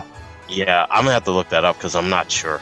But I remember the Final Fantasy 3 commercial, and that was cool. But yeah, it's like there's barely any merchandising based around Chrono Trigger. There's barely any promotional stuff around Chrono Trigger, where we all just discovered it and found it. If we played it at that time, it was just like, what the hell, man? Like I have a friend games, man, back in the day. Jesus, I had a friend. Unfortunately, she played Chrono Cross first, so that was like her first impression. But after she played Chrono Trigger, she's like, it's not as good as Cross. I'm like, I'm so sorry. I'm so sorry. Like, I'm so sorry for this. We're not friends anymore. Yeah, because Chrono Cross has some real good ideas, and it's like really. I'm like, of course, the music's amazing, and there's some interesting things within it. But like number one complaint: way too many characters. Yeah. Way too many characters. There's so many characters, and I'm like, I don't care about like half of them. And it felt like they didn't care about half of them. Exactly. They just threw them at you. And I'm like, I don't care about this dude, this cowboy. I don't care about this. Our fungus dude. Yeah. It's like how many like tree characters were there? There was like the little flower guy, the little fungus dude. 6. Yeah. And like how many animal companions did we get? Oh god. Yeah. Oh god, catch them all. Oh god, yeah. It's the most unfortunate sequel of all time. Because it's like it's not that it was a bad game. It was just not what Chrono Trigger was. No, you're right about that, man. Like I was like super excited for Chrono Cross. I was like, yes, oh my god, sequel, Chrono Trigger. Oh, this is gonna be great. And I'm like, the same guy who's doing the music is coming back. Oh my god. Yeah. And that it's like no Akira Toriyama is like, okay, I guess I can live with that. Yeah. I'm like, yeah, sure, all right. I'm like, yeah, it's fine. I'm sure it'll be fine. It's a Chrono game, and then that was something. I know. And what's crazy about Chrono Cross, the first half of the game has no connection to Chrono Trigger at all. No. But then the second half of the game is almost entirely connected to Chrono Trigger. So I'm like, who's this game? I'm like, well, where was development in this game? Like, it seemed like we got two different games. Yeah, I need to like watch a review on that because they may have some information. Because like that second half of the game is mind blowing. Oh yeah, that was great. Yeah, like the connection to Luca and the Dragonites / the what are they called? The Reptites. Mm-hmm. And then the alternate future that was not created because you interrupted the world destruction of the world and the fate computer. All that stuff's great, but I'm kind of like, where was this in the first part of the game? Unfortunately, you had to play the game for like 20 hours to get to that point or something. Yeah, and it's really subtle, so it's like, even if you didn't play the original Chrono Trigger, it's like, what does that mean to you? Right. No. But yeah, man, all right. Damn. Mm-hmm. Bryan just like knocked it out of the park. He said Chrono Trigger is the best, and the best thing from Chrono Trigger is Zeal. Yeah, Zeal is it's in the name. Yeah, Zeal. Nah, I completely agree. Man, you did it, Bryan. Well, so I just want to before we wrap up, I just wanted to ask, were there any other like honorable mentions that weren't from Chrono Trigger, like any other games or game franchises that you feel like deserve, like people deserve to listen to if they haven't already, done so? Okay, so I'll give Final Fantasy as an of course. Okay. Any of the Final Fantasies as an of course. However, I'll amend that. Tactics, Final Fantasy Tactics. Final Fantasy Tactics has some great music. Yes, Antidote. There's a song Antidote, which is my heart. But yeah, and because of that same person did the score for 12, which is also a beastly soundtrack. 12. Okay. Yeah. You haven't listened to 12? Do 12. No, I haven't listened to 12 all the way through, because I didn't play the game all the way through, so that's probably why. Oh, yeah, I haven't finished 12 either, but I did listen to the final battle music, and it's as good. I would say it's almost on par as the Chrono Trigger score. Oh. The main Chrono Trigger thing. Anyway. Okay. And he also did Vagrant Story, another good soundtrack. Vagrant Story was awesome. I love that game to death. That game had a fantastic story, great music. Yeah. It was awesome. Yeah, so like within the trilogy of Tactics, Vagrant Story, and Final Fantasy 12, that's a good realm of what that musical composition is like. All those Square games, they had some great composers there. Let me think. Okay, so here's one. Shadow Colossus. Yes. Yeah. Yes. So that's a great mention. Ko Otani, I think his name is. Ko Otani, yeah, that's correct. He did the scores for all of the spiritual sequels like Ico, Shadow of the Colossus, and Last Guardian. Oh, I have to play Last Guardian. The Last Guardian is awesome. I thought it was like the best game I played in 2016, I believe, when it came out. Last Guardian. Last Guardian was amazing. That's great to hear. You have to. Yeah, because I haven't. Okay, yeah, I'll get that tomorrow because I have the Shadow Colossus HD version and I have the Ico remix as well. So get the Last Guardian. It is a fantastic game. I love it. Yeah, best track on that or is Revived Power. Okay. From Shadow Colossus, and the one where you're riding a horse. I forget it's horse something. Swift Horse. I think that's the name of it. I think it's Swift Horse, a good track. Fast Horse or something like that. Yeah. Yeah, something like that. Yeah, that's a great score. And being a kid from the '80s, like Shadow Colossus just gives me Neverending Story vibes. Oh, big time. I get that. I get a lot of that. Especially like I really got a Neverending Story vibe when you were on top of the Colossus that like resembled the it was just like the dragon. It's like the kind of like dragon colossi. Oh yeah, was, like, is that the one that was over the lake? Tail. Yeah, Yeah. Yeah. I remember that one. I didn't even think of that for Falcor. You're right. It's just like, it's crazy. And also a little known fact is that Ko Otani was also the composer of the Gundam Wing. Ooh. Yeah. So if you listen to a lot of the Shadow Colossus score, had a pretty good score. Exactly. So there's specific tracks in Shadow Colossus and specific tracks in Gundam Wings. I'm kind of like, I hear your style. Yeah, it's like Danny Elfman. When you hear a Danny Elfman track, you're like, okay, that's your thing. Danny Elfman, yeah. Like, that's what you do. Yeah. You use a lot of this instrument, or you use a lot of that instrument. Yeah. Yeah, and these chords and those notes. Right. Got it. Yeah. Nice. Yeah, so Shadow Colossus is a fair honorable mention. We already talked about EX Street Fighter, and just the Street Fighter series in general. I completely agree with that. Street Fighter, I believe, to me, honestly, and I've had this conversation again before, but Street Fighter 2 is probably one of the best, I think the music that came out of Street Fighter 2 is one of the best things that happened to video games, fighting games in particular, because there were themes to these characters that really fit so well that games that came after it tried to emulate those themes, and those themes are iconic. They are still known to this day. You start humming a theme from I think any of the original Street Fighter 2 characters, and somebody will know who you're humming. Right. Exactly. Yeah, and it always kind of bugs me in movies or even shows that sometimes when characters don't have themes. If we're talking about themes in shows like Batman the Animated Series. Right. Every villain had a theme. I was like, great. Yeah. Catwoman had a theme. I remember her theme very well. Catwoman had a theme. Joker had a theme. That whole that's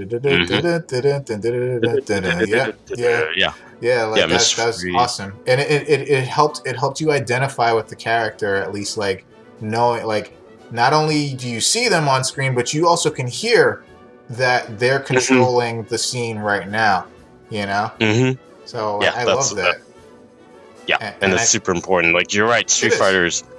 You could do a Street Fighter series, and I think there's always been a missed opportunity in the games or even the movies, animated otherwise, that they don't use those themes in those series. Yeah. How awesome would it be to watch even an animated Street Fighter movie and you hear a rendition of Ryu's theme or Doll Scene's theme or Chun-Li's theme when these characters, Guile's theme when they show up in the series or a movie. Yeah, it because it's already ingrained in pop culture in a way, to a degree, with video games. So if you know that you have people who play games watching this thing, playing the theme would just add to the joy, the memory, and watching, the memory of watching this character on screen. Yeah, hearing Superman's theme when he shows up. Oh man, Superman. Yeah. Superman, his theme fits so well in the animated series because it was so hopeful. Mm-hmm. But man. And I would say one quick Square's theme soundtrack that I enjoy, even though I've never played the game, and I've played a stage from the game, but I have the entire soundtrack, and the soundtrack's one of my favorites to work to. Is Brave Fencer Mashiden. Oh, wait. So was that the sequel to Brave Fencer Musashi? No, Musashi. Sorry. Okay. So Mashiden's the sequel. Yeah. So the first one. Okay. Yeah, cool. It's that cute, colorful style. I love all the tracks and everything. Yeah, it's a great working song. Okay. Cool. Yeah. I gotta give that a listen. I didn't play that game all the way through. I played the game very briefly back in the PS1 days. Yeah, because I remember when I used to just listen to MIDI music on my computer, in the mid to late 90s. MIDI music, Jesus. I remember. I had a collection. I did too. I did too. Yeah. One of them was Grillin' Minds, and that was one of my favorite songs for a long time, and that entire score is a reminiscent of that one track. So Brave Fencer. All right, cool. And I've never played the game, but again, you talk about memory and inspiration, but I've never played the game, but I have memories in my head of the adventures that would probably facilitate the tracks I would go to. Okay. Wow, Brave Fencer Musashi. You got me thinking about that game again now. Yep. See, that's what music does. It brings us the memories, man. It just brings us back. But, yep. All right. Well, Bryan, you did it, man. Yay! You did it, man. Yeah, I took up everyone's time. Yeah. I told you I'd do this. I told you I would do this. No. I'm glad that you were that you were gung ho about this, because like, you know, like I always feel like kind of like I still like to this day feel like, even though it's like it's a good time to be like a geek about something, a nerd about something, and you know, but like back then I love video game music from the first time I ever played video games, and like I felt like this was something that no one ever really talked about, you know, whether there was a stigma behind that, or whether it was just something that was overlooked. I just felt like kind of like it's something like I just wanted to kind of like bring it up to people, you know, people that I know and that I converse with, and it's just like, hey, do you listen to video game music at all? Do you like it? Like, yeah. And then I used to do that to people.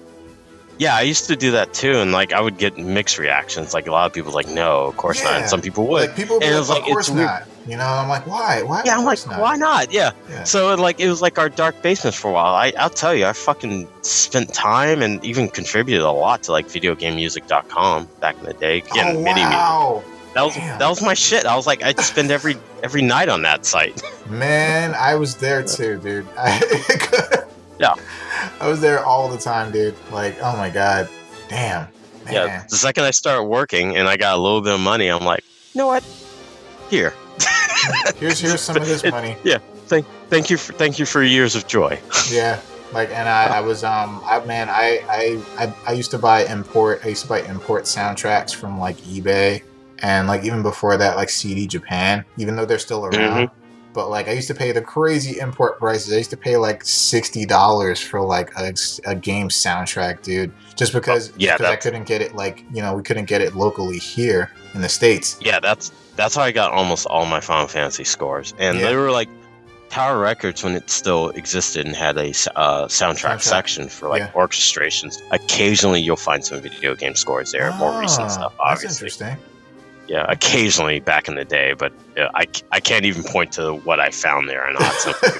Yeah, it's such slim pickings. It's probably only a handful of stuff too. Yeah, man. Okay. Yeah, we gotta talk some game music again sometime. But yeah, totally.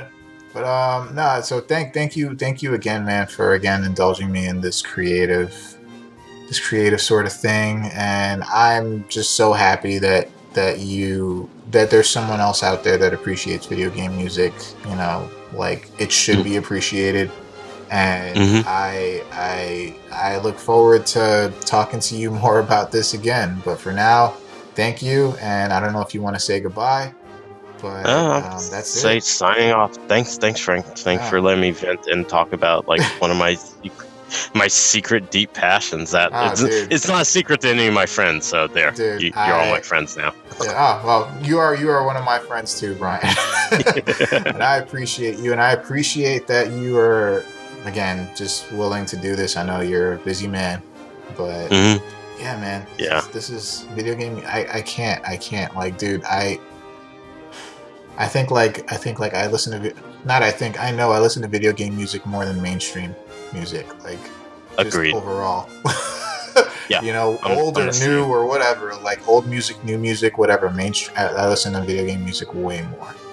Yeah, because like right now I go on my computer, I probably have like Civilization playing, XCOM. I've been on that a lot. So yeah, anytime I'm on a new game, I'll be listening to new music. So Into the Breach, it's all good stuff. Dude, wow. Well, thank you again, Bryan. I hope that you enjoyed this, because I did immensely, and I will talk to you again some other time. Okay.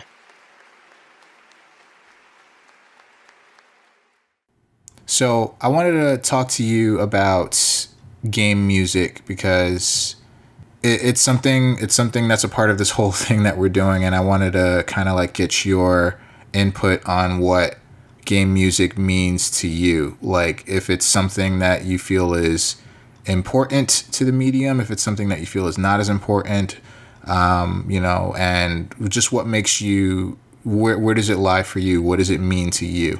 Well, first of all, it's obviously important, but I feel like, especially nowadays, for me in particular, especially like something like what we played last week, the God of War game, where it's much more of a filmic score, and a lot of those I don't super pay attention to, mostly because those tend to serve as sort of like just an addition to what's happening on screen, then they're not necessarily the forefront of what should be happening. So Okay. in my mind, that's like happening in the background. If something is, something big happens with the music, then I'll pay attention, and sometimes it'll stick out. But a lot of the subtle stuff I don't, really pay attention to, which is why I feel like, modern music I don't really have a super deep connection with. But, I also grew up in the time when video game music was super big and sort of like in front, like front facing, like the Mario games and the Zelda games and all that stuff was just super memorable, and that shit was much easier to like, oh yeah, I remember that tune. That definitely sticks out. But yeah, so like when I think of video game music, I typically think of like the old chiptune sort of sounding soundtracks, but and I'm not saying that the new stuff is bad. It's just that to me it's much more subtle, and then I just forget about it more, or I'm not focused on it as I was almost forced to in the older games. Yeah, that's a pretty interesting perspective, because on one level, are you saying that like game music for like a AAA title, let's say for like God of War, or Uncharted, or Assassin's Creed, or any of those games, that the music, even though while I'm sure the composition is complex and it's there and you hear it, but do you feel like that they're kind of like generic, that they're kind of generic to the themes of those games, like big games equal big orchestra and that's it and there's nothing more to it, or is it something else? I think that's basically it. That's how I come to it. Some of the themes occasionally are there, and they are iconic, but for the most part, it is just kind of, at least for me, it's almost like background noise after a certain point, just because it all sounds so similar between not just, video games, but also like movie scores and things like that.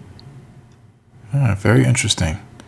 Very interesting. That's a very interesting perspective, dude. That I've never, that's why I asked you the question, because I know that most people who play video games do appreciate video game music, because it is, like you said, it's an important part of it. Yeah. But I know that everyone has different kind of like levels of appreciation for it, whereas like some people really like love it, like myself. And then there are some people that are just like, well, I understand the value of it, but I'm kind of like thinking that it all kind of sounds the same and it just adds to the experience, but not in such a big way as like some others.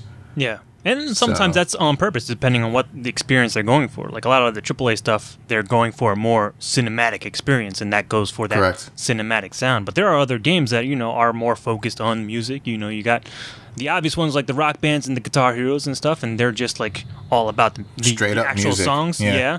Then there are other things that are like, rhythm-based games, something like a Thumper, where the music is intrinsic to the experience of what you're doing on the screen in terms of the gameplay. There are things like that. Those definitely stand out to me, but other things like the cinematic stuff tends to blend in the background for me.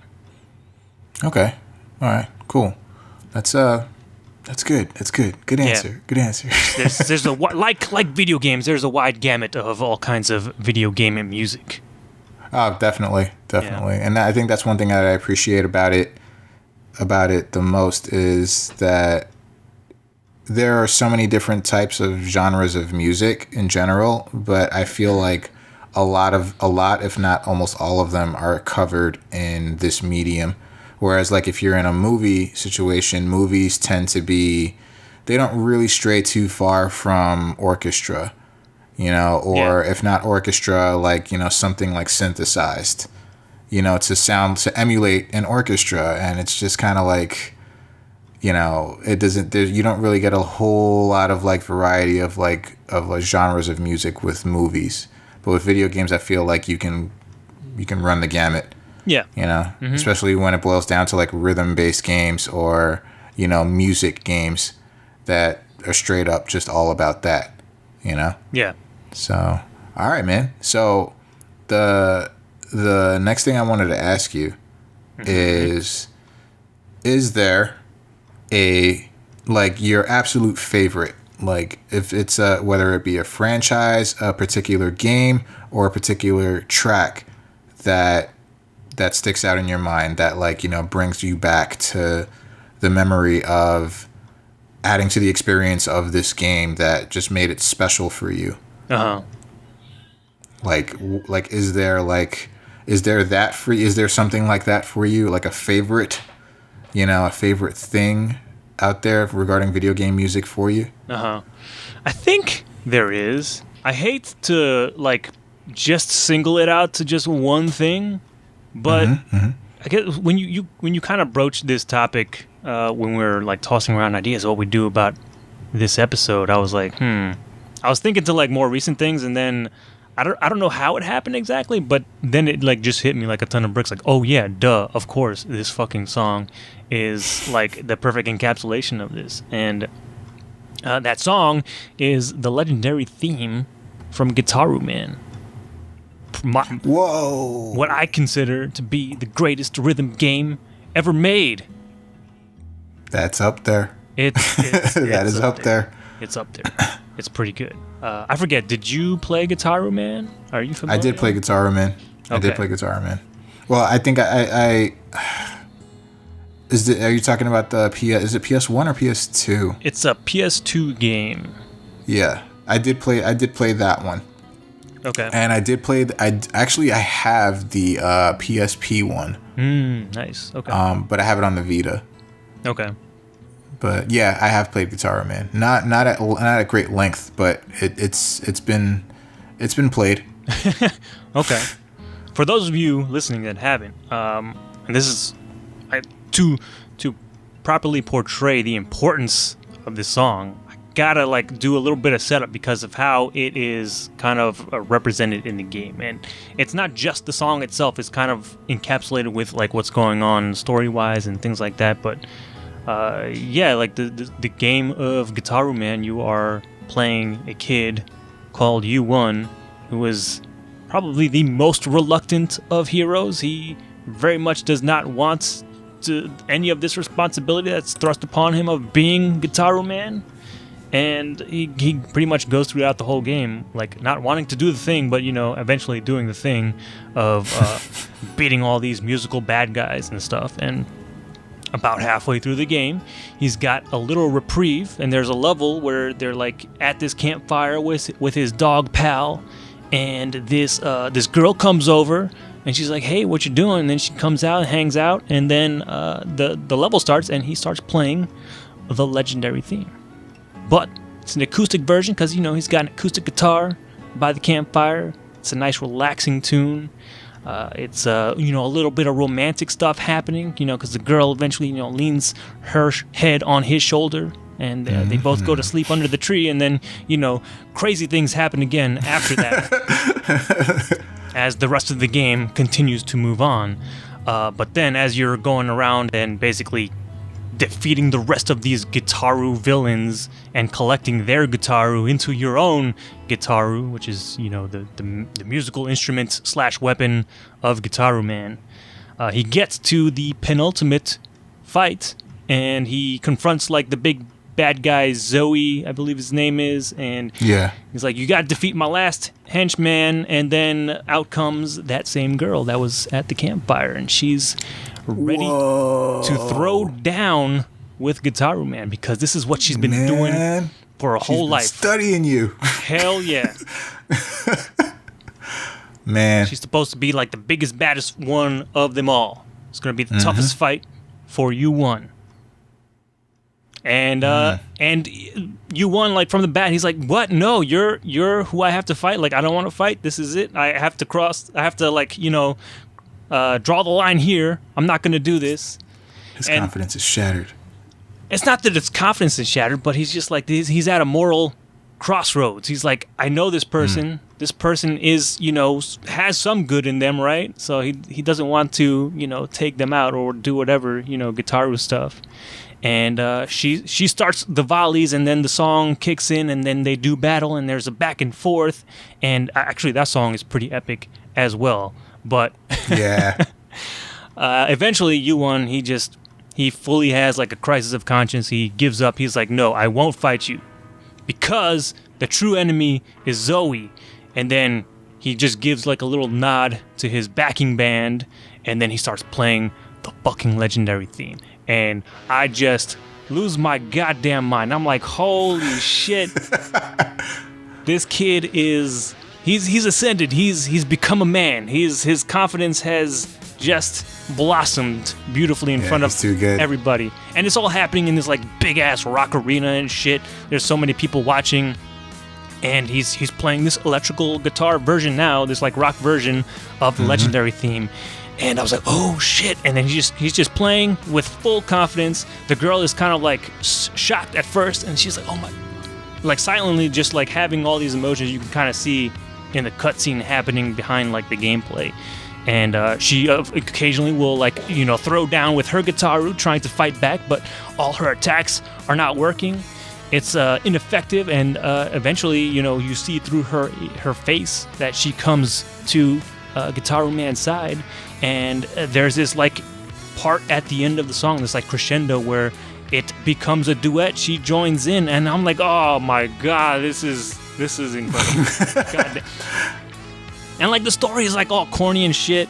The voice acting is like terrible Saturday morning schlock. It's not great, but the music just elevates everything. I was like, god damn, I'm having goosebumps right now just thinking about that song and that moment. And when I hear that song, like, you know, separated from the gameplay, I just like once that crescendo happens, I'm like, oh man, this is too good. This is too good. Man. Yeah, that's amazing, dude. And yeah. Yeah, that's amazing. I'm also getting goosebumps, man, because I remember that. I did beat the PS2 one. So yeah, that's awesome. Because one common theme that I've been noticing, and it's probably something I should have just been like, duh, but one thing that I've been noticing is that everyone that I've talked to, that I've spoken with, it's that music in general, but music in video games especially, is linked to memory. Yeah. Like it very much can. I think that's one reason why music is such a big medium for us. You know, such a big art form for us, for humans, because we can make it, but then it can also make us like think to, you know, past times, past experiences. It can also affect our emotions, and that can also lead to us thinking about, you know, things in the past having to do with said emotion that this song is making you feel, you know? Yep. So, like, you just talking about that, you know, I'm sure even someone who hasn't experienced the game or that part of the game itself, like, will just kind of like, it won't like, obviously it won't like mean as much as it did to you specifically, but like the way you told the story with, like, you know, you were just like, it felt like you were there, and it felt like we were all there, and that's one of the things that I really, really appreciate about like music in general, but music in video games, because it for me personally allows me to like relive like some of the greatest moments of said game, and yeah, that's just another great example. Yeah, I don't know if like gaming elevates that at all, because you, in a way, you are in that moment. You are present in that moment, and you are, you know, an active participant in what's happening. And, you know, music helps to kind of cement that in your memory. And it's a nice callback to that later on down the road. So, my final question for you, it's a sort of like, you know, somewhat two-parter, three-parter, whatever have you.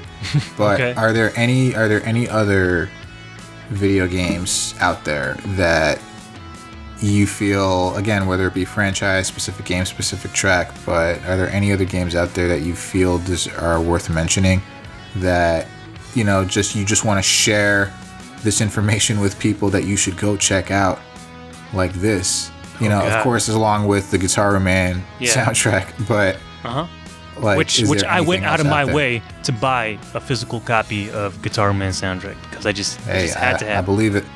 I believe it. But is there anything else out there that you feel is worth mentioning?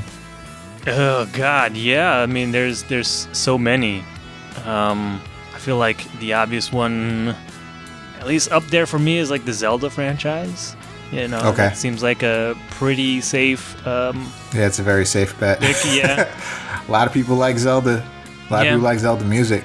But I especially like, too, what they did in Breath of the Wild is kind of a more subdued version of that soundtrack, especially with almost like purely focusing on the pianos and stuff, and even down to like the sound effects of like opening chests were all just like little like flourishes on the piano. I was like, oh, this is quite nice. I like what they're doing here. Yeah, the soundtrack itself is so iconic that they can do that now, you know? Yeah. They can just kind of like, hey, you remember this theme? Mm-hmm. Yep. One of the other things that like jumped to the top of my mind when you mentioned this was the Res Infinite soundtrack, just because that's so fresh in my mind, and I still like will listen to that soundtrack just for the kick of it, just because I need more in my head. I just need to listen to it more because it is, man, it's that's a strong soundtrack for sure. I don't know how much of that is because, you know, I've played the game and, you know, couple that with like the visuals of what's happening in that space with the music. It's just it's very good. I also probably should mention the Mass Effect series because that was a cool little soundtrack. Because, you know, I remember when they were coming out with the first game, they were trying to kind of evoke some of that old like 1970s era sci-fi stuff, and there's like a bunch of like, you know, crazy synthesizer sounds, and they did a good job with like latching on to that vibe, and especially with like that galaxy map music. It just captured that sense of wonder of, you know, going out into space and exploring the galaxy and all that adventure. Plus I really like the I think it was the end credit song that they used for Mass Effect 3. They had like a licensed track that was that also bangs pretty well. I was like, God damn, this is just a good track, like a standalone track. Like, I'll just put this in my playlist. I'm just listening to it whenever because it's that nice. Yeah. Cool. Yeah. Also, you know, this is the last thing I'll mention, but that Picross 3D Round 2 has some. Oh my God. Bangers. Got some bangers, man. Picross, I remember you and colleague were going crazy over that. Yo, there are some exceptional tracks in that soundtrack. No, I believe it. I believe it. I'm not doubting that at all. I just remember you guys were freaking out about that game, and I'm like, I downloaded it. I still haven't played it. Jesus. Well, once you start playing it, I won't hear the end of it. It is that good. It's something I will definitely have to check out because of the banging tracks. Yeah. But yeah, that's kind of everything I wanted to mention. I could keep going, but, you know, that's a good stopping point, I think. Okay. All right. Well, thank you, man. That offered a little bit of insight into what you feel towards video game music, you know. Mm-hmm. And yeah, it's all the people that I've spoken with. It's just like it's something different and new, and it's just like, man, I just didn't think like a lot of people liked video game music like at all. And then you find that, how out of touch are you, Frank? Jesus. No, it's because it was a stigma, but there was a stigma behind it to a degree. What? You know, it's just something that was overlooked. In video Not games? music specifically. No, video game music. Yeah, it's like if you were listening to video game music, you were like a loser or something like that. I mean, like there's a stigma about fucking playing video games to begin with. Why is... That's what I'm saying, and it came that the stigma with video game music came with that. You know, like if you listen to video game music outside of the game itself, like, oh, what the fuck? Are you serious? But it's like that's not the case at all. It's just you just love music in general, and it's just another side to it. Yep. You know? Mm-hmm. Yeah. Okay. All right. So I guess it's my turn. Yeah. I guess it's the big one, or the small one. So. All right, so I guess to start off with what it means to me, video game music is to me it's one of the most important aspects of games. Whether old or new, iconic themes or not, I feel like the music does, and if it doesn't, it should drive a big part of the game. Like, it's something that's kind of like along with you on the journey. And I feel like if you really pay attention to it, it will like even like help you along your way. Like, for example, there are specific games like, and it's I think a lot of the character action games do this really well. But if you have a game like Devil May Cry or God of War, and there will be no music in a certain atmosphere or a certain area, but then once you start hearing the music start playing, you realize that you're either about to be in battle, or that something big is about to happen, or that something big is already happening. And I feel like that is like a really good example of like what music should carry, like the weight that music should carry in video games. I feel like it should just be with you along the journey, and it's just another tool to help you, to drive you forward, you know? Yeah. So music in general, to me, I love it. It's super important in life, I feel.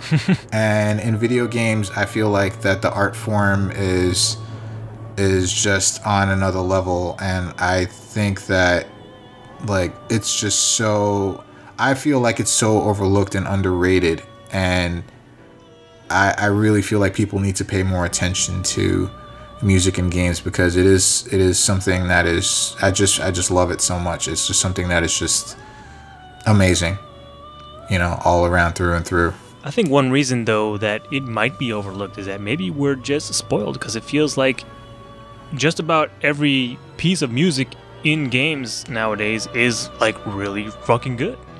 Yeah, it's really, and that's true. Yeah, that's true. But it doesn't mean that you should appreciate it any less.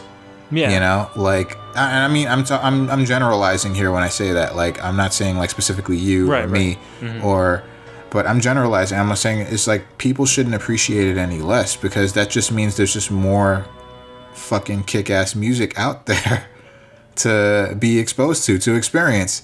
And I appreciate the fact with myself that whenever I play a game, I always pay attention to the music. I never overlook the music. I always make it like a point to like include music as part of like how I feel about a game.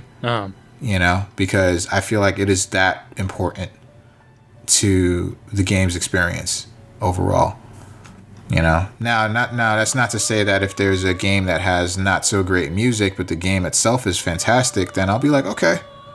But if the music is great, I feel like if the game is great, the music should be too. And if the music is great, that's just an amazing bonus that I will just enjoy all throughout, because it's prevalent. Yeah. Throughout, you know, all games, you know. And so yeah, that's generally what game music means to me. I feel like it's just so important to the experience overall. Like it's like another, like it's an AI with you that's just, you know, a little thing in your ear, just like playing music, and you just you know, it's just a little thing just sitting on your ear, just playing music, and you're just going through the game. And because like, where is the music coming from in that world, you know? It's kind of like, it was like you just like look around, like, where's this music coming from? And then you hear like the brass kicking or something, but it's just like, what where the fuck did that come from? Kind of like Lakitu as the cameraman in Mario. There's like another orchestra just like following him too, just wherever you go. Like, how?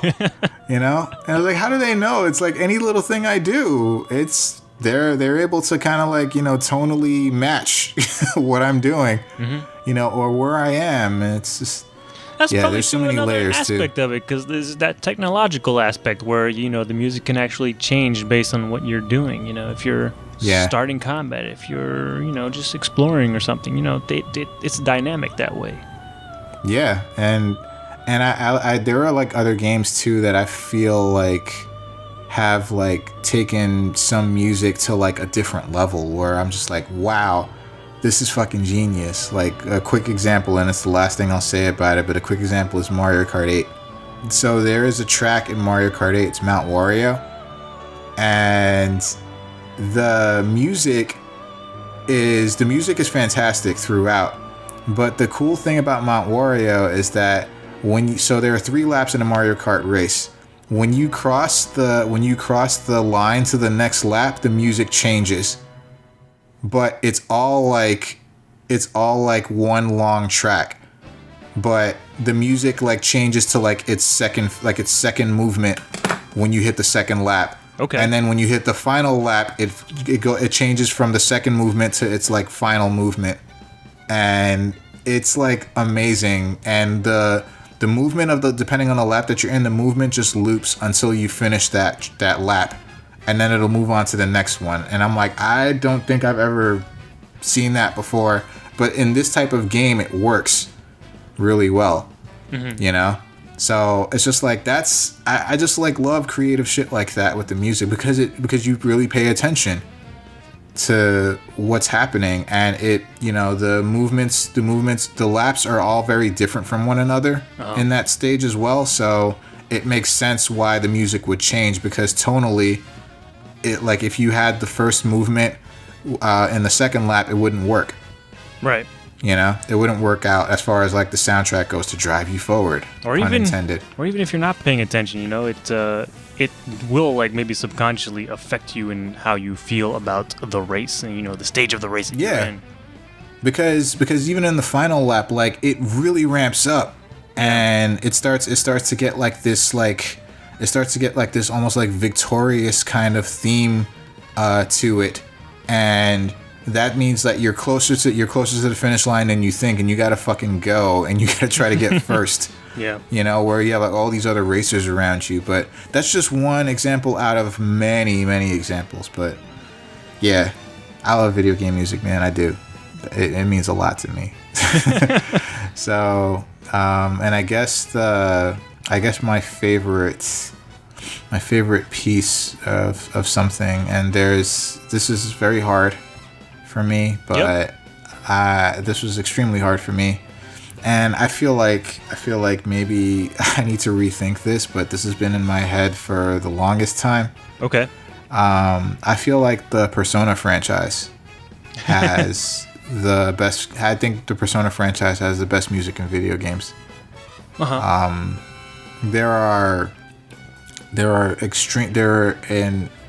There is an overabundance of standout tracks from, and I'm talking about Persona 3, 4, and 5.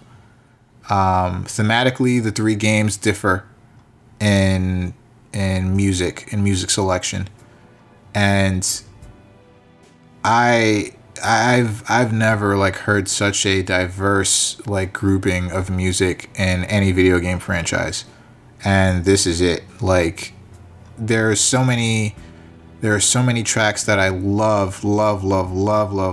I'm throwing them on repeat on my iPod anywhere I go, and I think the composer Shoji Meguro, he is a fucking genius. Like he is a fucking genius, because that dude is ridiculously talented, and I am just in awe every time like I hear like any of his tracks. Like I'm trying to seek out music that he's done outside of Persona, which is why it was one of the reasons why I enjoyed Catherine, because he composed the music for Catherine. Mm-hmm. Catherine is basically like another Persona game, but just different thematically. Yeah, but I felt like it was almost like a test for Persona 5. Can we do it on this hardware? I think so. I very much think so too, because everybody that worked on Persona worked on that game. Yeah. And I believe the Persona franchise definitely has some of the best music in video games, if not the best. Yeah, I'd say the best music in video games. Now, I'm not ignoring any of the classics.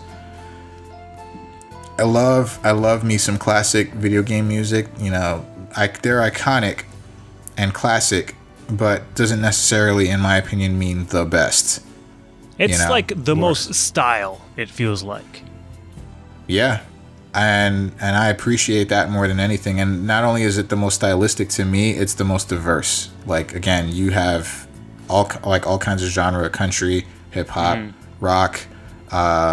You have like, it's just, there's just so many things going on within each track and within each area, and the the fact that Persona games are like super long, so that's just more music you get to enjoy. And yeah, it just makes me really like relate to those types of games because the music is so good. I can just like sit there and listen to like one of the tracks like over and over and over and over again. And yeah, man, it's super hard for me to even pick like the biggest standout tracks in the series. But yeah, if I had to say right off the top of my head, I say Mass Destruction, from Persona 3, Long Way from Persona 4. Fuck, Persona 4 soundtrack overall is like amazing.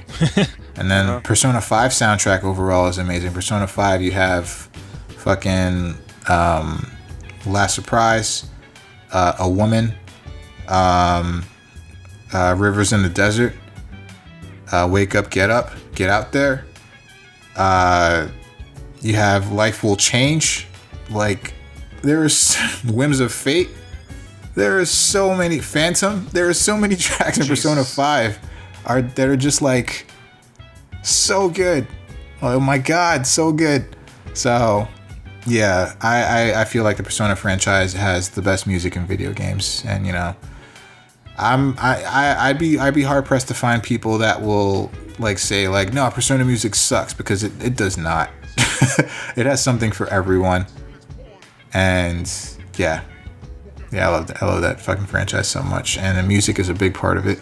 Yeah, it's amazing, and it fits because it's mostly just like contemporary music, and you know it's in a pretty contemporary setting. Those games are about like you know high school kids and stuff, so it's cool that all that kind of coalesces together. Yeah, and it does it so well, man.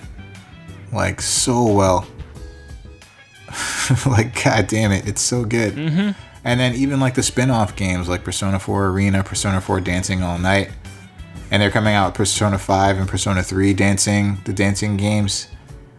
And Persona 4 Golden had some different tracks from the original Persona 4, which I really liked, which I really enjoyed. Yeah. And yeah, man, Persona music is like amazing. So yeah, I love it. If you haven't checked out any Persona music, do so now. The games themselves too are really good. Really, really good. So then moving on to what I feel like are honorable mentions, also very difficult. Oh my god, here we go. Me. We're going to be here another like half hour for honorable mentions for Frank. No. It's I'm going to try my best to kind of narrow it down to like 3. All right. So right off the bat, I will say an easy second place for me is the Sonic franchise. I feel like the Sonic franchise has some of the best music in video games, because even from the classic era up till now, the Sonic franchise has not disappointed. Like the games might suck in the past generation. But the music has not. Like, the music has been pretty fucking top notch all the way through. So, I enjoy classic Sonic music a lot, but I also think Sonic 06, terrible game as it was, the music was probably some of the best in the series. Wow. So okay. Yeah. It's pretty fucking awesome. It's pretty fucking awesome. So the Sonic franchise, yes. And then I'm going to give it up to Street Fighter. I feel like Street Fighter has not only are there themes from Street Fighter 2, not only are they so iconic, but I feel like Street Fighter 2 themes have kind of like changed what themes mean in video games. Like, I think like fighting games in general, and that was one of the first to do it right. And fighting games in general, like, you know, each character has a theme, and the theme really fits that character or the level that they occupy. Yeah. And now I feel like other fighting games are doing this as well, and if not better. And then there are other games in general that really make it important for you to understand that there's a theme associated with the character that you're controlling. And I personally, I like picking fighting game characters just because of like their look and their style and like how they play. But I always like wish, like I've never gotten like a character that I enjoy in a fighting game that had a great theme. I've always had like an okay theme, where I've had like characters that I absolutely despise that have awesome themes. Wow. You know, so like it's always been a crapshoot for me with that, but it doesn't change that themes with characters in fighting games, especially in Street Fighter, are very important. And not to say, and that's without saying that the music itself is fucking amazing. Yeah. Like fucking awesome. Like Street Fighter 2's music, it still holds up to this day, if not more so. Yeah. And yeah, so I'm gonna give it up for Street Fighter. And I mean, Gal's theme, man, it goes with everything. It really does, though. It really does, though. And I was having a conversation with one of these people that you probably heard, or will hear. But I feel like Street Fighter Alpha 1, like the remix themes, the arranged remix themes of the iconic characters like Ryu, Ken, Chun-Li, they were amazing, because the original band that did the original house band that did the Street Fighter 2 music came back to do Street Fighter Alpha. And what happened was they rearranged everyone's themes with like jazz remixes. And it sounds so good. Street Fighter Alpha is a very incomplete game, but the music in it, oh man. Oh man, I think probably some of the best renditions of original Street Fighter music, of like the iconic Street Fighter music that there is. So good. Yeah, but I'd say even to this day it's still pretty fucking good. Yeah, it still holds up big time. So, and Charlie's theme especially sticks out. Like that theme is fucking bananas, and it fits the atmosphere so well. But yeah, so I'll give it up for Street Fighter, and I think one more. It was a toss up for me, but I'm gonna have to give it up to King of Fighters, early King of Fighters. Okay. I feel like SNK had a house band. That house band was fucking phenomenal. They made some crazy good music from KOF 94 to KOF 99. And then after 99, I think the house band kind of fell off. Like I think they changed members, or the house band moved to other things, other projects. But from that era of 94 to 99, the music was so good. Like real instruments, just like all different kinds of music. It was just so good. I could not help it. I was just like, there's so many different kinds of music here, and I enjoy all of it. And it all fits so well. So So yeah, man. Video game music, man. My other toss up was with Mega Man franchise. Okay, yeah, that makes sense. Had some great music pretty consistently throughout the years, even through the X series, the Battle Network series, and so on. Legends, pretty consistently amazing throughout. But yeah, I love video game music, man, and this is just something I just wanted to talk about, and just kind of like, I just wanted to like get other people's opinions and kind of just share on what it means to them, like, so they could share with others what it means to them and how important it is for them, and like what they enjoyed, what they got from it, like what their favorite piece from the history of video games was with regarding music. Yeah, the annals of video games, all of man, history of music and all that. Yeah man, I feel like it's something that's very important, and I just wish people would like if you like video game music, just talk about it. Like, because I'll talk to you about video game music forever. It's true. It's all so good. It's absolutely true. I can vouch. Yeah, I'll talk forever. It's something that I've never ever left out. You know, at the end of every episode here, we, you know, play something from a game, and yeah, man, it's just all been good. Yeah, it's all been really good, man. So I fucking love it so much.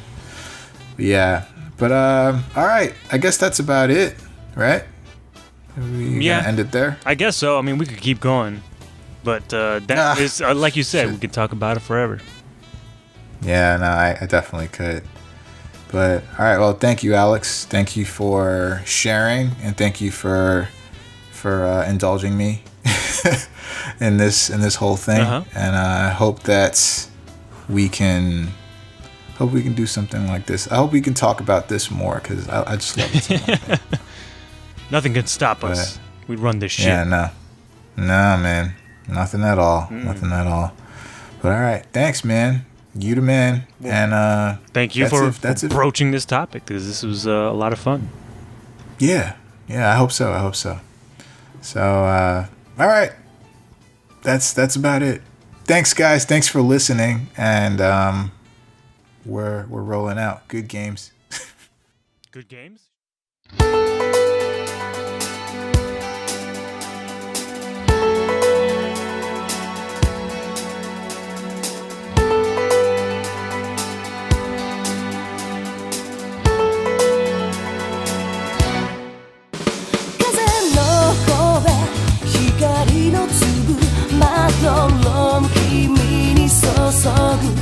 忘れない優しい微笑み」「悲しさ隠した瞳を願うこと」「辛くても立ち向かう勇気君にもらっただからゆっくれ夢の中」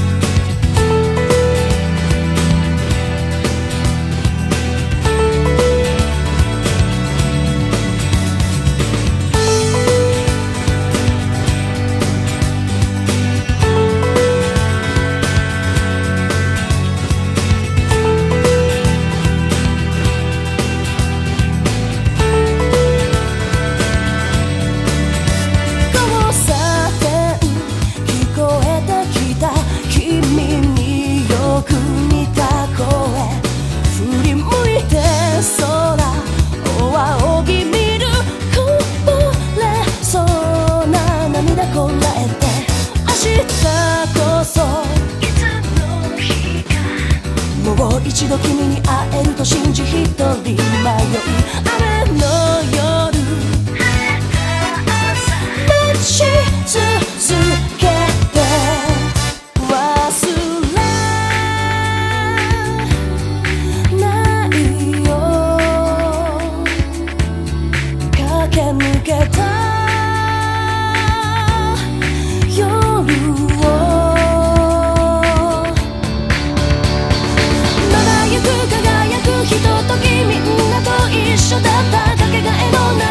知らずに私は過ごしていた今はただ大切に忍ぶよ I will